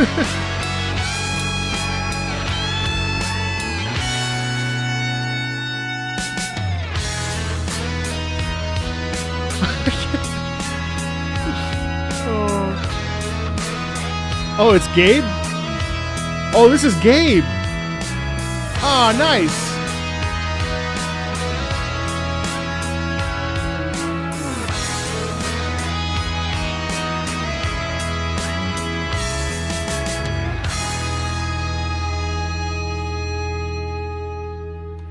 I wanted to give a special shout out to, I don't know if you've seen Gabe in the comments, and Gabe, if you're watching this afterwards, as you tend to do with the VODs, there's no obligation to timestamp this video. But Gabe has been timestamping. He's not the only one, to be fair. But most consistently, Gabe has been timestamping basically every single live stream on my behalf, and I really do appreciate that immensely. So Gabe, if you're watching the VOD of this as you're timestamping, or if maybe someone will beat you to it, hopefully they will let you know that I said thank you, and I'm sure everyone else thanks you too. I would love to timestamp these, but honestly, I just do not have enough time in the day. I also, timestamping is like washing dishes or doing the laundry. It takes effort for a very like ultimately kind of a not a big ask, but shout out to Gabe there. We decided to have him get a song. So thanks, Gabe. I and everyone appreciates it. Timestampers in general, we do try to timestamp everything. Now, although did you I don't know if you guys knew the story. I remember when I was doing a YouTube course, and we talked about retention. And so I decided that for one of my non-gamer videos, I decided to not timestamp. And in the comments, I pinned a comment and I said,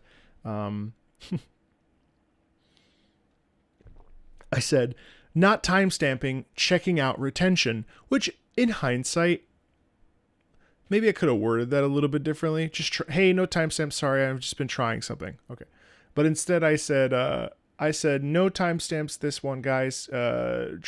Testing retention, which I thought was being honest, but turned out that pissed off a lot of people. Which is fascinating because I feel like most people understand that if you don't do timestamps, it's because of you're trying to make sure that people stick around for the whole video. Yeah,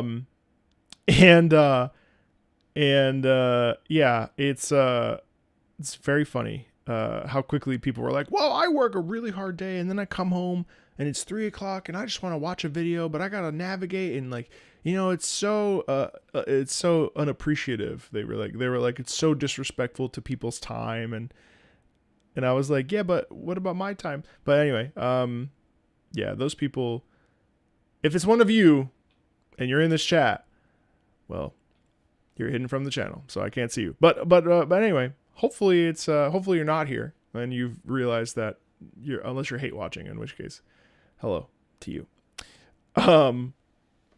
People who timestamp tend to either have minor or major OCD. Well, funny thing about OCD is you either have it full blown or you don't have it. So,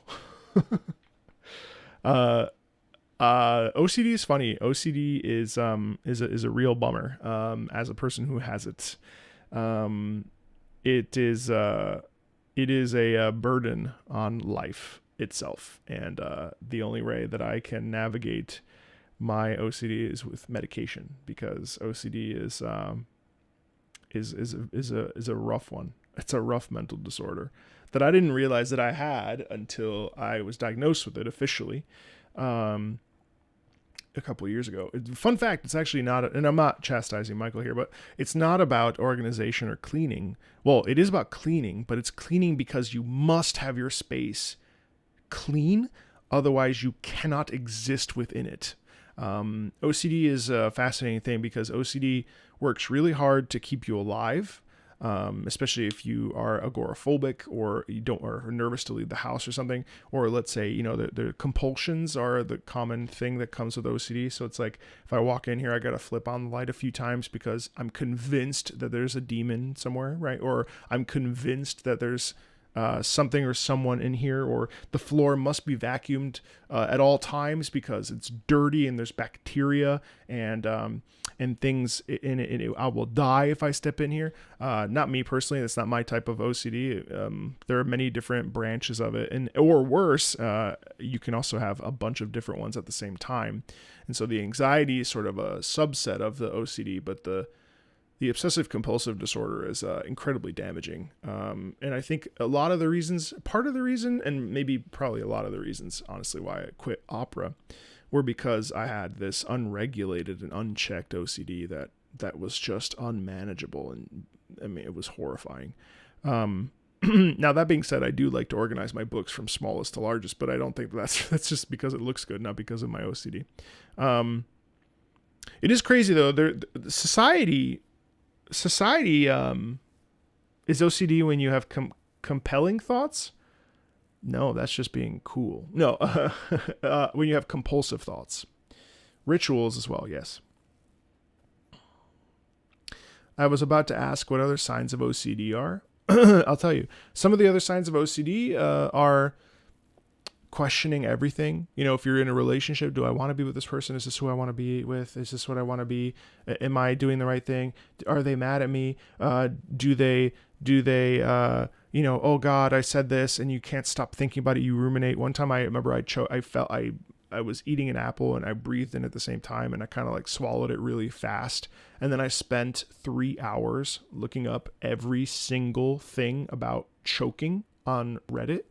And on the one hand, I became very informed about asphyxiation and about aspiration or any subject. Because I used to be like, no, I'm researching. But actually what you're doing is compulsively reading because you must find more information about XYZ. Because maybe the more you read, the better you'll feel. And what's interesting, listen, also, like, I'm not peddling anything. I'm not suggesting anything to you. I'm simply sharing my lived experience because I saw the words OCD and then I was like, ooh, I got to chime in. I have this.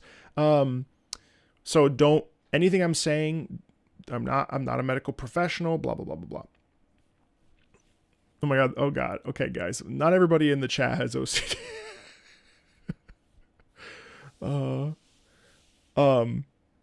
I just want to make sure that we're clear that, yes, I'm sharing things, and if it does illuminate something, by all means, I'm happy. But like, please, it's like on TikTok, when TikTok, maybe like 2 years after TikTok started, all I ever saw was ADHD posts, and I'm like, oh my God, well, everyone has ADHD all of a sudden. Like all these people undiagnosed.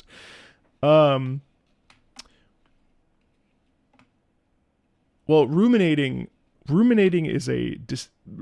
can happen with general anxiety disorder. GAD, but it also is a key component. Rumination mixed with compulsion. Compulsion is the key thing about OCD. Compulsions must be carried out. For instance, I used to have to, before a flight, I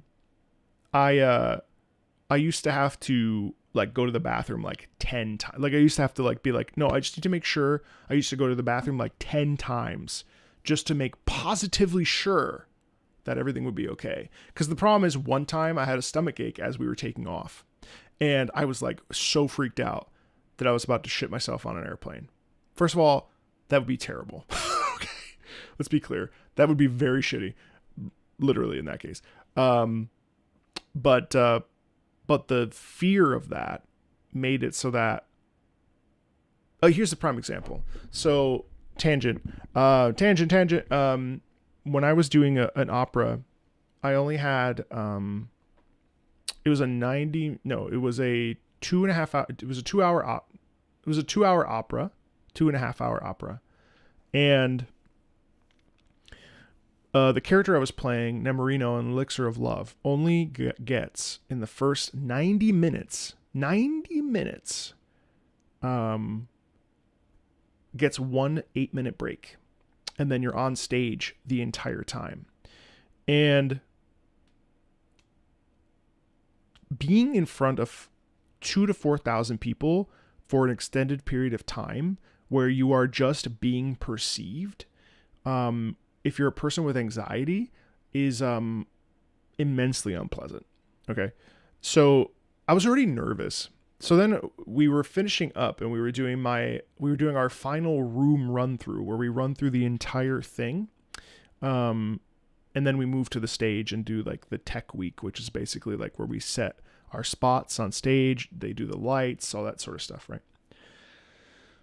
So I had an understudy, a cover, it's called an opera, and I was performing, and I ate dinner like an hour before our rehearsal because we had already rehearsed earlier in the day.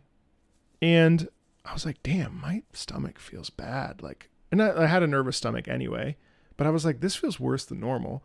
All right, well, I'm just going to have to push through because like the show, we started. I can't leave anyway, remember?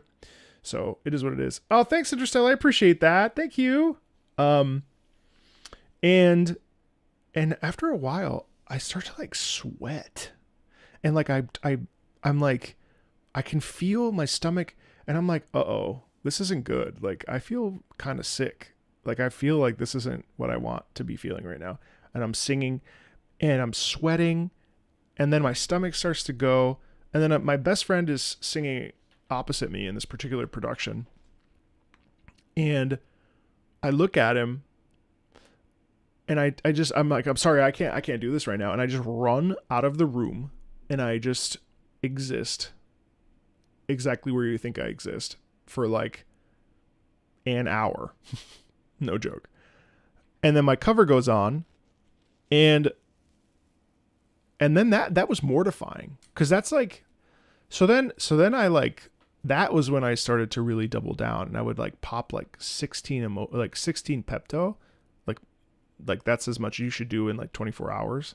I used to sometimes take like 2 or 4 just because I'd be like, oh, I'm a little bit uncomfortable, but like whatever, I'm fine. And I used to start taking, I started taking 2 to 4 Imodium, which is like 4 is max dose.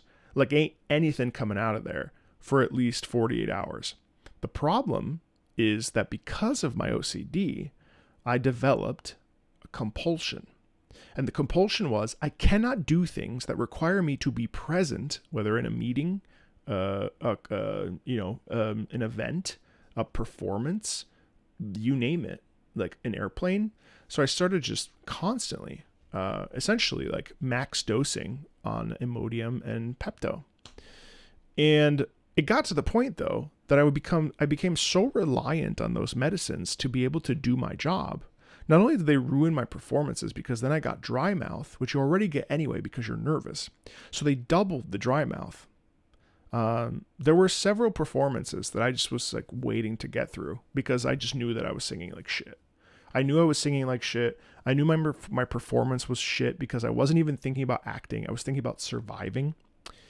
And if I wasn't on stage, I was in the bathroom. And sorry for TMI, but I'm not really going into detail. I'm just telling you. So when I was in France, I would only eat 1 meal a day. I would eat breakfast. It was like 2 things. And then I would go and rehearse. And then I would eat after. Because the idea of eating anything weird or eating anything bad. So it's just my entire life, really, my performance life was just a OCD cycle. I was in the spin cycle. And it was terrible. It was terrible. It was absolutely terrible. What was terrible about it is that I was actually good at it. I was good at it. But the lived experience was so bad, and the OCD had gotten to the point that it was so unmanaged that it was impossible. It was impossible to pull out of. And when my dad died, I decided to take medicine. And, as I was learning how to become a father for myself, I'm still working on it. But that was when I realized that maybe I needed more help than just going to therapy, which I'd done through like a lot. And by the time I started meds, I'd done therapy for 3 years. And, there's certain things that, like, OCD thrives on reassurance because there's nothing that anybody can say to you that can actually reassure you that XYZ, right? So for me, it was like, oh no, you'll be great. You can't prove that. Sure you can. You'll be great. Like something that someone says to you to reassure you, reassurance is death. Reassurance is like feeding it. You kind of have to be like, yeah, you might XYZ. You might not, but you might. And then all of a sudden your brain like takes over. And when even just saying that, it's weird. If someone says like, hey, yeah, no, you're going to be okay. Oh no, don't worry about that. Oh no, planes are fine. Well, you don't know that. But if someone says, yeah, you might, that the airplane might, or maybe it won't. You'll probably be fine. Who knows? All of a sudden your brain takes over and it's like, yeah, actually, I don't know. It's weird. So anyway, I didn't mean to pivot. You had a panic attack on stage while you were playing your double bass. Oh yeah, I used to have panic attacks full blown on stage all the time. I remember the first time I ever had a panic attack. I thought I was actively dying. It was crazy. Yeah, you can manage it with anxiety and like with just like therapy and with whatever, like managing anxiety, of course. For me, it's to the point though, like where like I don't feel that I am myself if I'm not, doing the like on medicine. But the problem is that my medicine also raises my triglycerides and my cholesterol, which, it's a double-edged sword, which is why I need to be better and lose more weight. So it's, but then the medicine makes it a little bit harder to lose weight too. Anyway, all that to say, OCD. Yeah. Timestamps. Anyway, have you just tried being sad? Have you tried not being sad? Yeah. Well, anyway, thanks, Gabe, for Gitaroo, man. Let's check out Ratchet Deadlocked. Stygia Energy Collector. BlueSky. This is one of my favorite tracks that really sells the overall atmosphere vibe of the planet you're on. For context, Ratchet and Clank are kidnapped to take part in a illegal combat sport show called Dead Zone, run by Gleeman Vox. And one of the planets you visit is Stygia, which is bombarded by meteor showers constantly. The only thing that protects the planet is a control station that generates an electrical barrier around the whole planet, but since Vox is a scummy CEO, he's turned off the shields to get higher ratings, leaving Ratchet to reactivate them before the planet is destroyed. Here's a video to play in the background that sets the stage for the... Okay, hold on, let me grab each of these.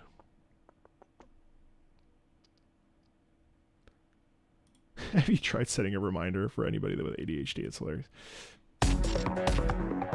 Actually, hilarious because yesterday, so this is the second time now that this is the second time that I wake up and my fiance has ADHD, and this is the second time I wake up and 3 of the drawers are just open, and I'm like,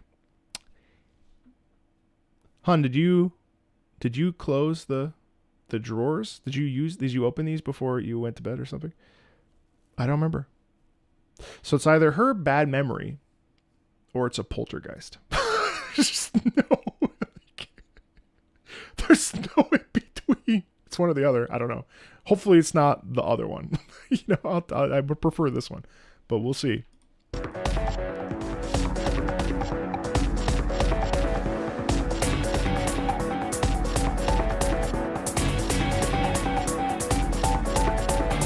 Sure, it could be Luna.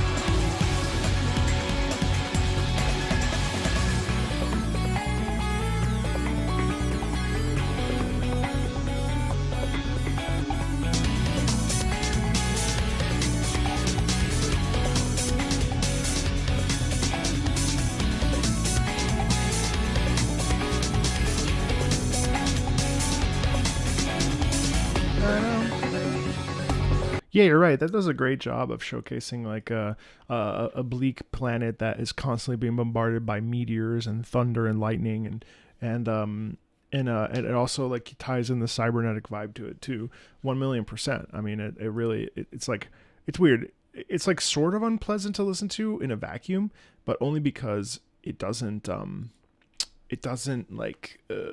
necessarily like develop as a song, but in terms of like a place setter, I think it does a really good job. Totally. Okay. Etrian Odyssey 4, Tsumi, City of Radiant Ruin, Forgotten Capital. You're nearing the end of your journey now. Was it all worth it? As note, this track and the Legend's successor from earlier on this list are actually related and share the same bass melody, which is also the game's main theme. Oh, cool.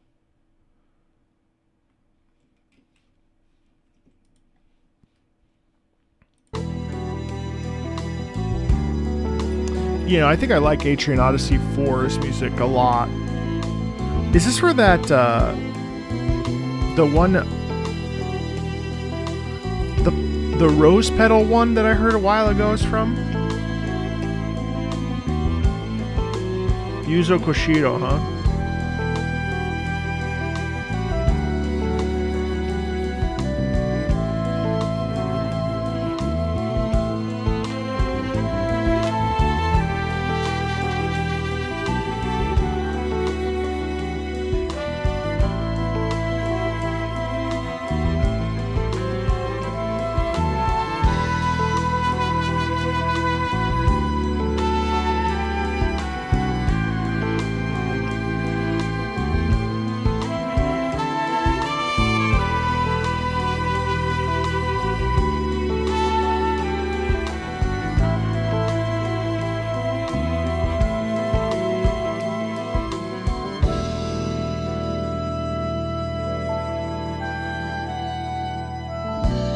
Wow, that's pretty.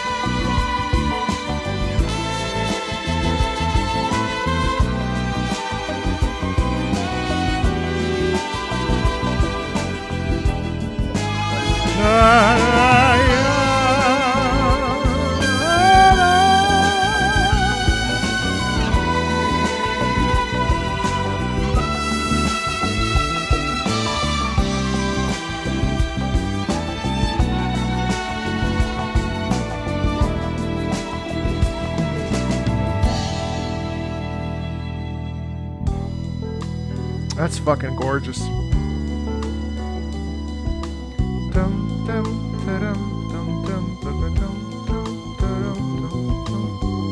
Oh, I just skipped over like 10 people.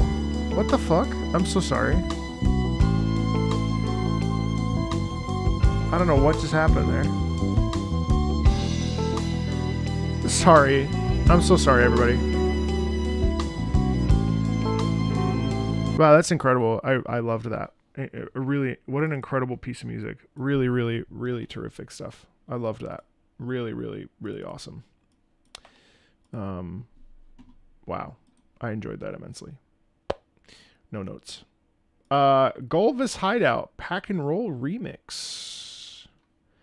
Back to Pac posting. This track plays in the new world added this remix for the DS, where you control Pac-Man as a ball rolling around levels. It is also the final world, the hideout of Golvis, a cool-looking rock and roll ghost summoned by the Ghost Gang that was believed to be sealed away in fear of his power when actually it was due to his incompetence. He's actually a big, giant idiot. Okay, let's check it out.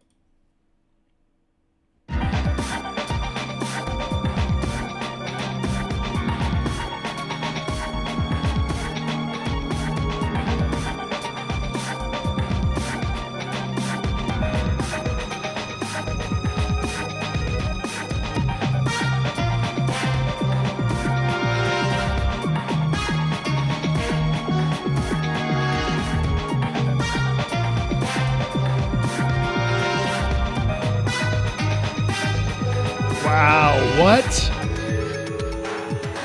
Is it physics-based? I bet you it is. Damn, this game would tilt the fuck out of me.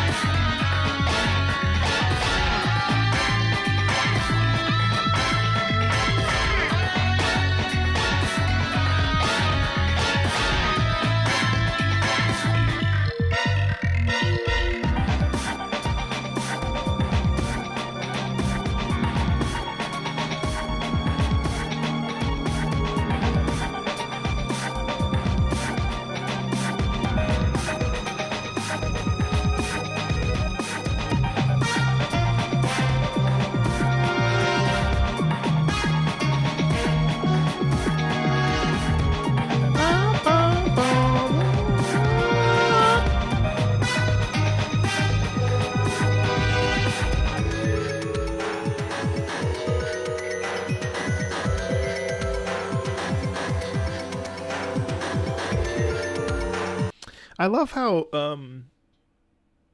like it almost has an otherworldly quality to it, doesn't it? And it also like I think it really does a great job of making you feel like you're kind of well, sneaking around kind of. It's an impressive little track, isn't it? It's fun. It also has like the momentum of it almost gives me like drum and bass vibes, even though it's really more like big band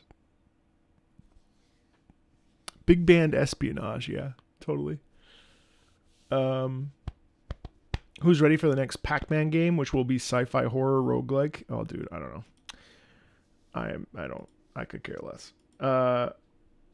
It looks weird. Fast Piano Jam. Okay, here's yet another song from the rhythm game Before the Echo.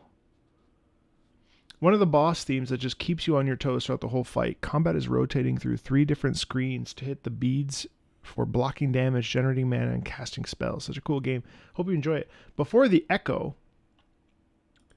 Fat Piano Jam. Before the Echo. Really? Okay.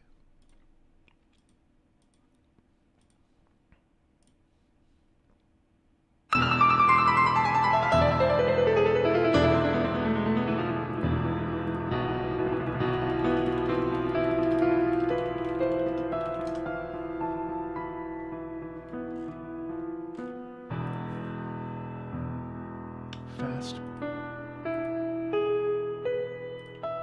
First I was afraid!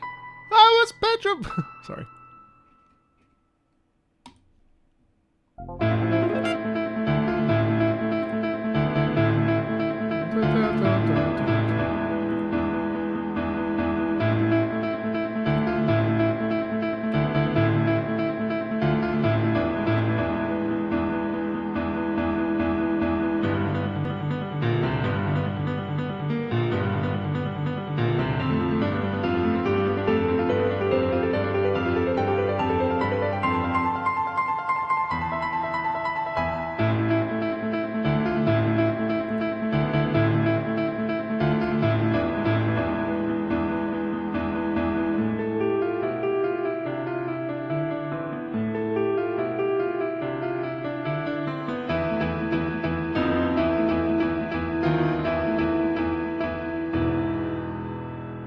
How the fuck are you supposed to do this?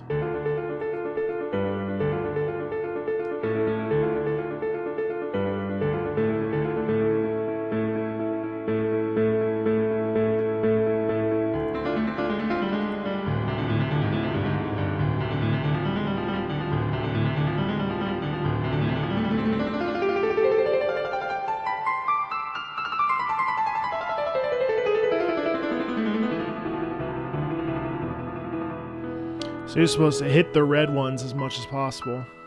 Looks like.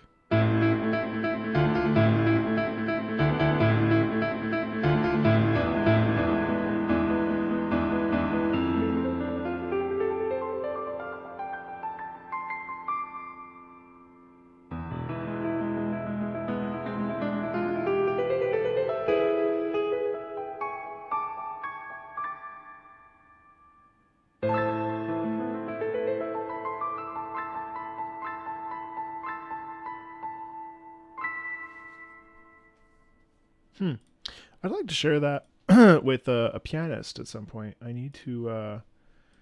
That's cool. What the fuck did I just do? Uh-oh. What did I just do? Let me refresh. Oh, never mind. I don't know what happened. Okay. Uh-oh, I fucked up the whole list. What the fuck happened? Why does the list look like this now? Oh, shit. I'm sorry, guys.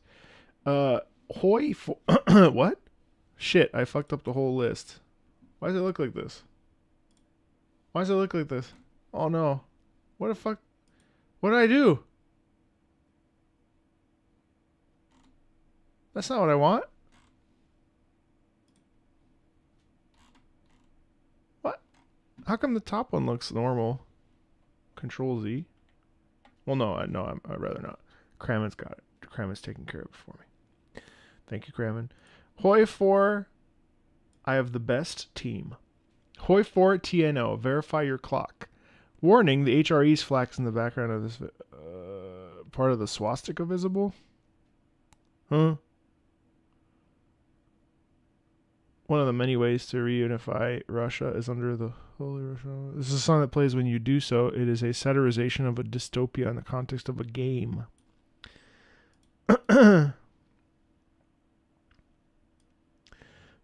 The nation state wants listeners to verify their clock, a metaphor for blindly accepting the propaganda and lies spread by the authoritarian regime that dominate the world of the mod Imperial Britannia. YouTube. The HRE itself is led by Taboritsky, who believed that the Tsar's son Alexei survived and will return. When he doesn't, Taboritsky begins a rapid descent to madness. Okay. Let's see. Verify your clock. Hoi 4. Oh, Hearts of Iron 4. I was like, what's Hoi?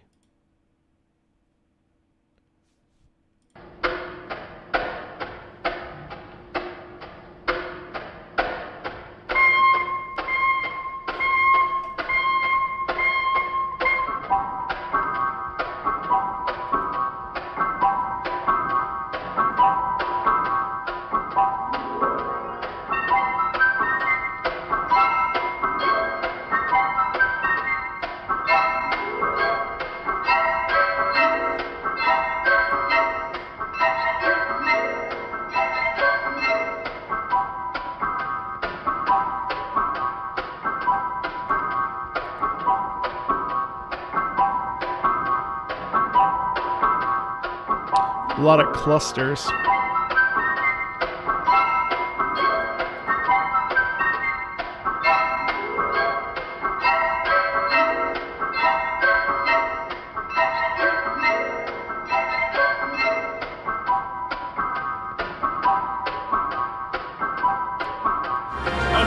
Ah! Sorry.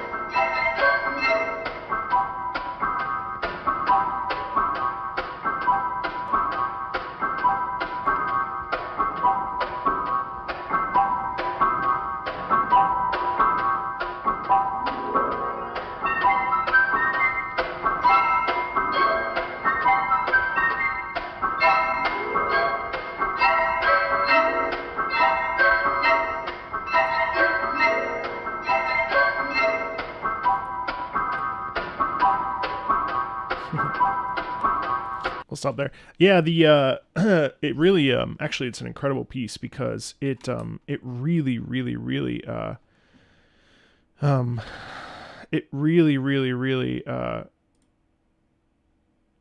it provides the feeling of, first of all, actually winding a clock, and you feel that clock constantly chiming, but the constant repetition does descend one into madness. It really is evocative, and I should not keep that up just because, I mean, I don't know. God forbid YouTube's like, swastika. That shit's intense. I would put that on a scariest video game soundtrack. Verify your clock. Oof. Yokai Watch versus the Ghoulfather, another track from the Yokai Watch series. It plays during the fight against the dawn of a yokai mafia class. Of course, why wouldn't it? This track starts with a slower classical style, then changes completely with a bang. Literally, I hope you enjoy. What's up, Bacon? Yeah, everything's great. How are you? Hey, Freaky, what's up? Hey, Lauren.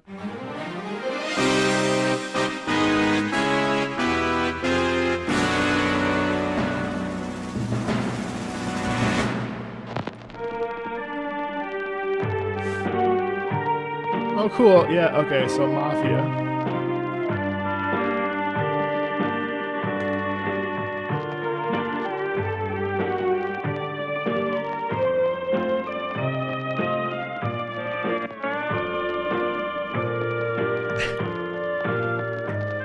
It's probably taunting you right here.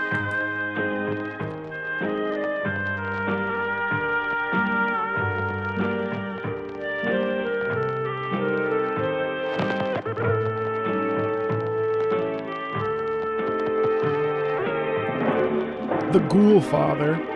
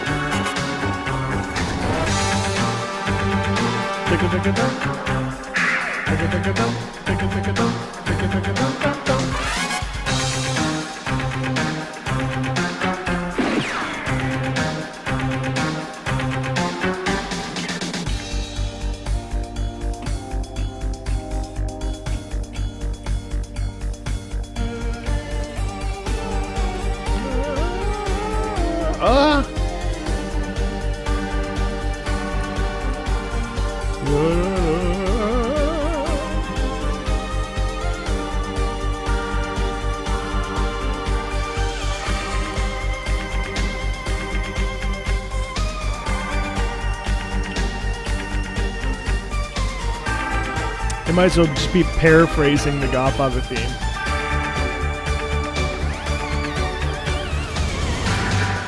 The ghost sound, oh my god.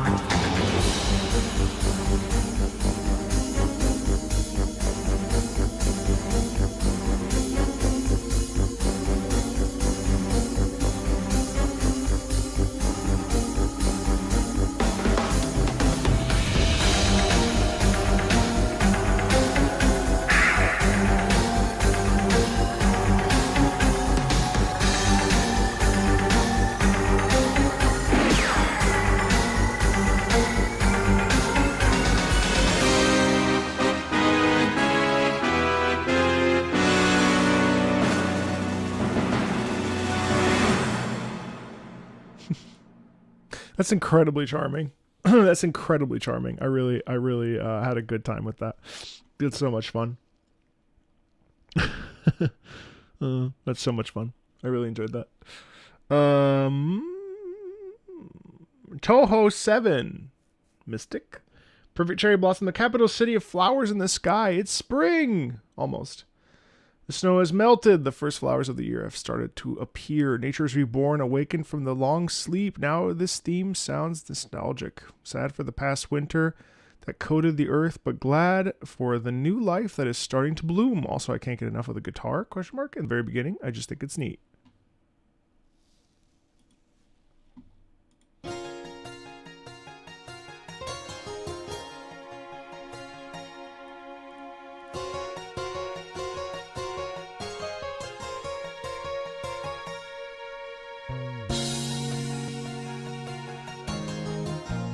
That's very pretty. Favorite Resident Evil character? Leon?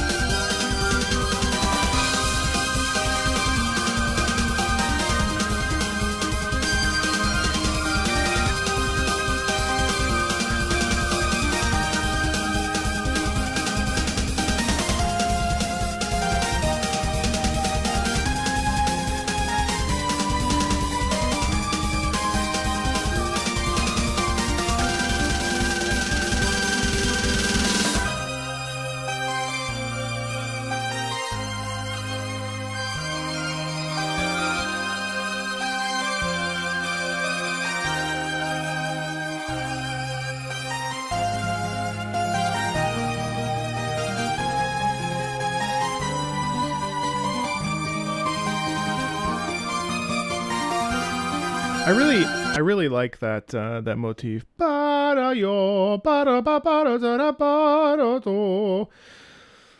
It's interesting, you know, because it really does, you know, Mystic, you're right. It has the mixture of the like remembrance or mournfulness of the spring, of the winter, coupled with the like possibility of resurgence and rebirth with the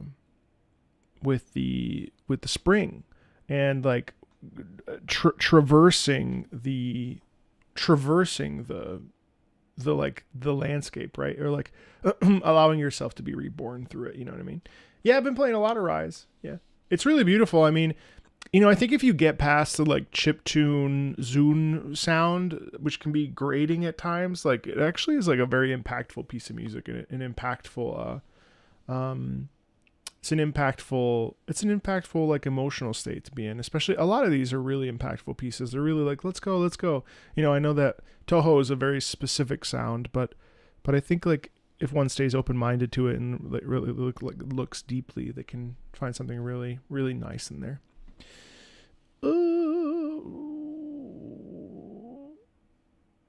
What? Fate Grand Order. That's not a video game. Is it?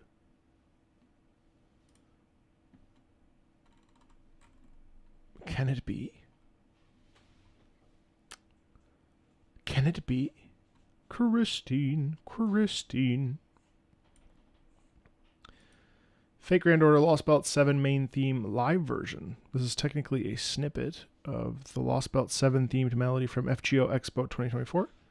It is part of the medley. The live band plays the Lostbelt 7 map theme, the Lostbelt 7 battle theme, and the Kamazotz battle theme, but they share the same motifs, but they're essentially remixes of one another, and as a whole, they can be pretty much considered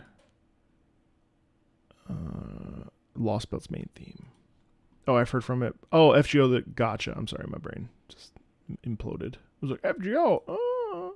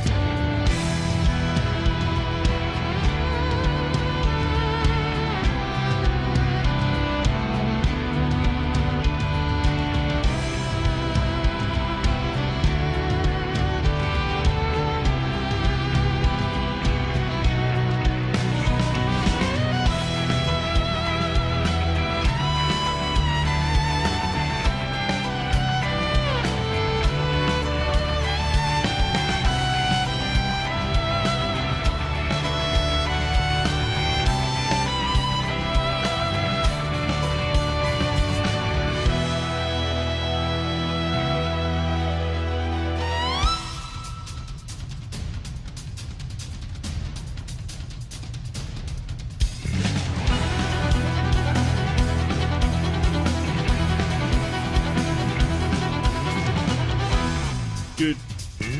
Wow.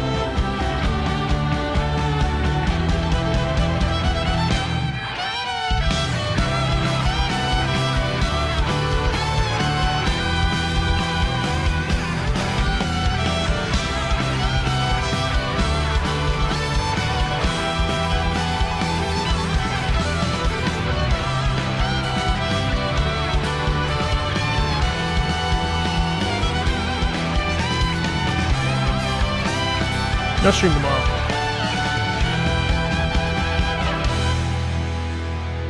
I don't know why anybody would want to replace that kind of stuff with AI. Like, it's amazing watching people perform, especially perform at a high level like that. It's exceptional. Like, I just can't fathom someone being like, you know, I think we need to do away with that because AI is more efficient. Like, it's just mind-blowing, like watching a pianist play like that. It's so cool. It's so cool. So cool. A nice song. I mean, I don't even think necessarily the song is like that crazy, but it's very beautiful, but it's really the live performance that just like blows me away. Like, it's just so incredibly satisfying to experience. It's like so beautiful. So beautiful. Let's see. Let's do Clair Obscure because we're getting close. This is the official video. Yeah. This one. Live performance for the game Steam. It's up your alley. I hope you enjoy it. Yeah, I think I've heard this actually. Yes, I have seen this. Where are they getting all this money? How are they doing this?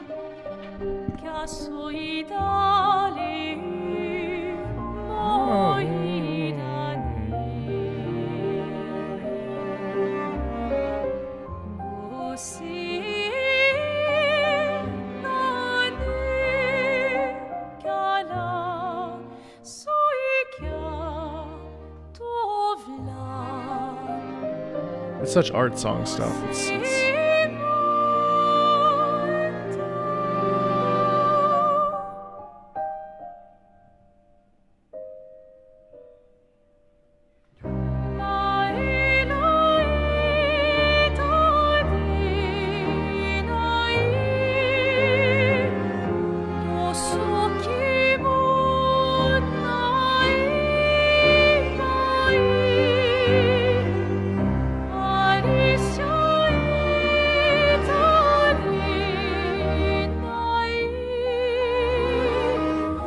dissonance.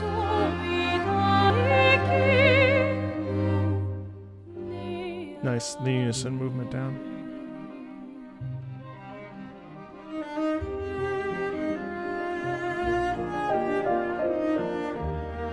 Taking the melody and putting it over to the cello with a little bit of accents in the string and the first violin.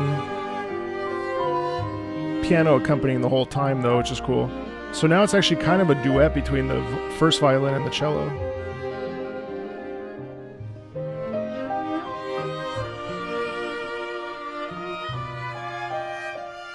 The descending down, very plaintive sounding.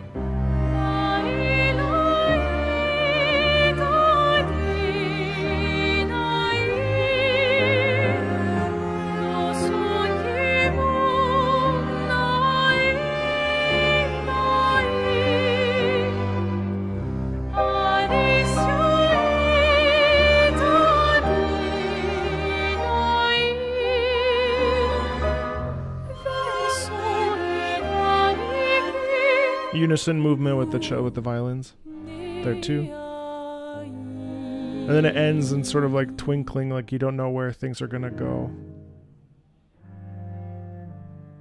And then it does resolve, but it resolves on a low note rather than a high note. It ends on like a down emotion rather than up emotion. It's very French. It's very French. But the only reason I say it, again, I'm not doubting this team. Like, I'm excited for this game. I'm excited for this game. Oh, thanks, Hoggy. Appreciate that. I just realized that Tectone is the one who has gifted me the most subs recently. That's hilarious. So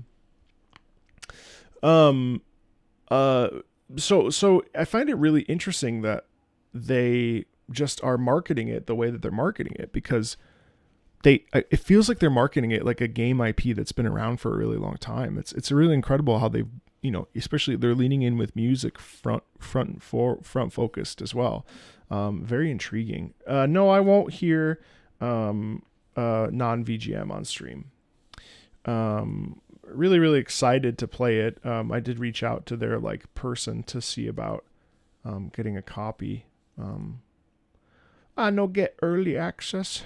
I no get review preview. Me no jealous. Me no jealous. Me jealous.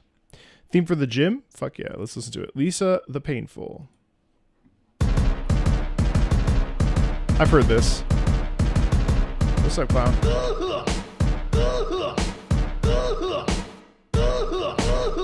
I just played this for an opera singer like a month ago. I can't wait to get this video edited so you can see it. It's because it's the Shenmue. It's the what's it called? The Shenmue.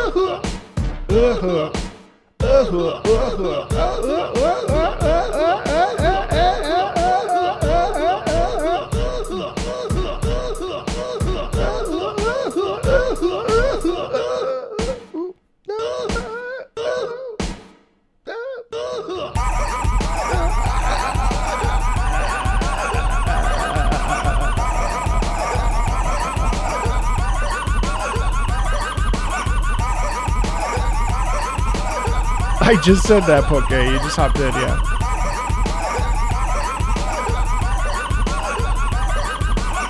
Fucking goated.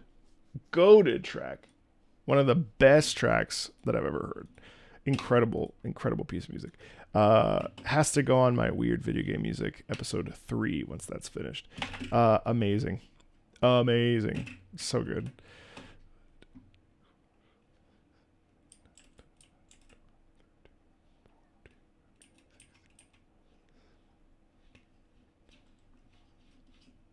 Let's check out Mega Man Star Force 3 versus Crimson Dragon Final Battle. You've listened to BW1. This track is the culmination of a journey from being a teenager with no hope and growing into an actual protector of the planet Earth. Geostellar, the shooting star, Mega Man.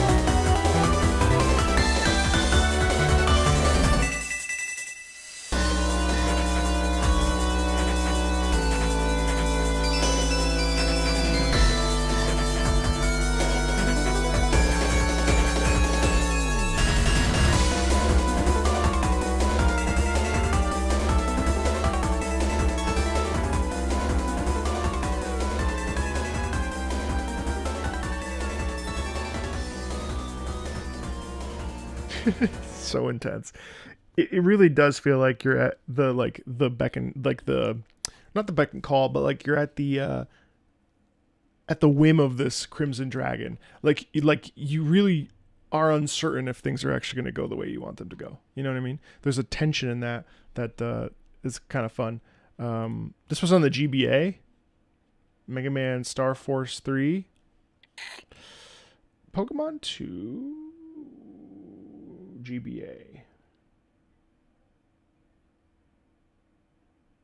Yes. Okay.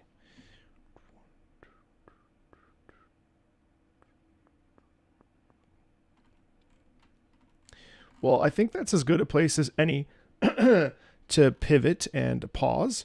We have 19 tracks left. 19 tracks was the new folks that hopped in today.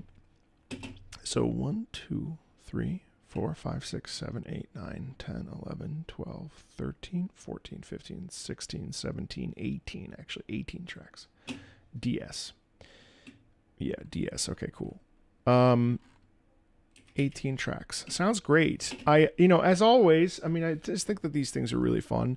Obviously, like, hopefully, you enjoy just like jamming out and exploring this type of music with me and, kind of hearing new stuff. I think that that's really the thing I love about it the most is that it's consistently different. And every time we hop on, it's a different experience and a different thing to listen to, and a different thing to experience. For me, it's really fun because, I like listening to new music. And in the particular case of this, like, it's kind of been illuminated to me how much I really don't know about video game music. Like, there's so much of it that is just so like there. And I think we have to do a better job of highlighting its value and highlighting how much this music like is important and highlighting even just playing it so that maybe someone listens to it for the first time and they're like, oh, what? You know what I mean? So it's cool. It's really awesome. It's really a pleasure to be able to share in music with you and with the community. And I hope that this is fun because it's fun for me. I think Fridays have really become a day that I really hold very specially. And I really enjoy being able to like sit with you and with all of you and connect with music and yeah. Yeah.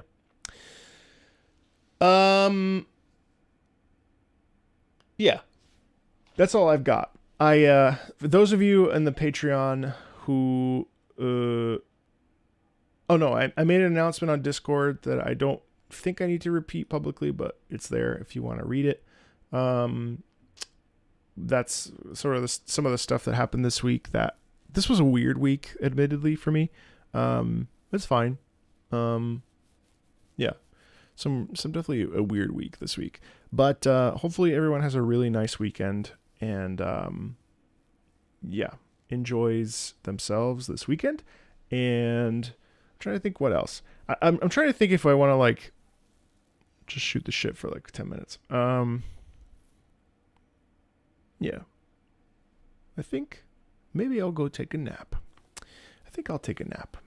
All right, everybody. So, I still want to sit down and do some thinking about the like 8-hour full live streams. I don't know what the right thing to do is. YouTube is so weird about, on the one hand, splitting them up actually looks better and functions better. I don't know how I feel about it. I need to figure it out. But I think either way, I will continue to do like the first stream of every day. I will do like 5 to 6 non-Patreon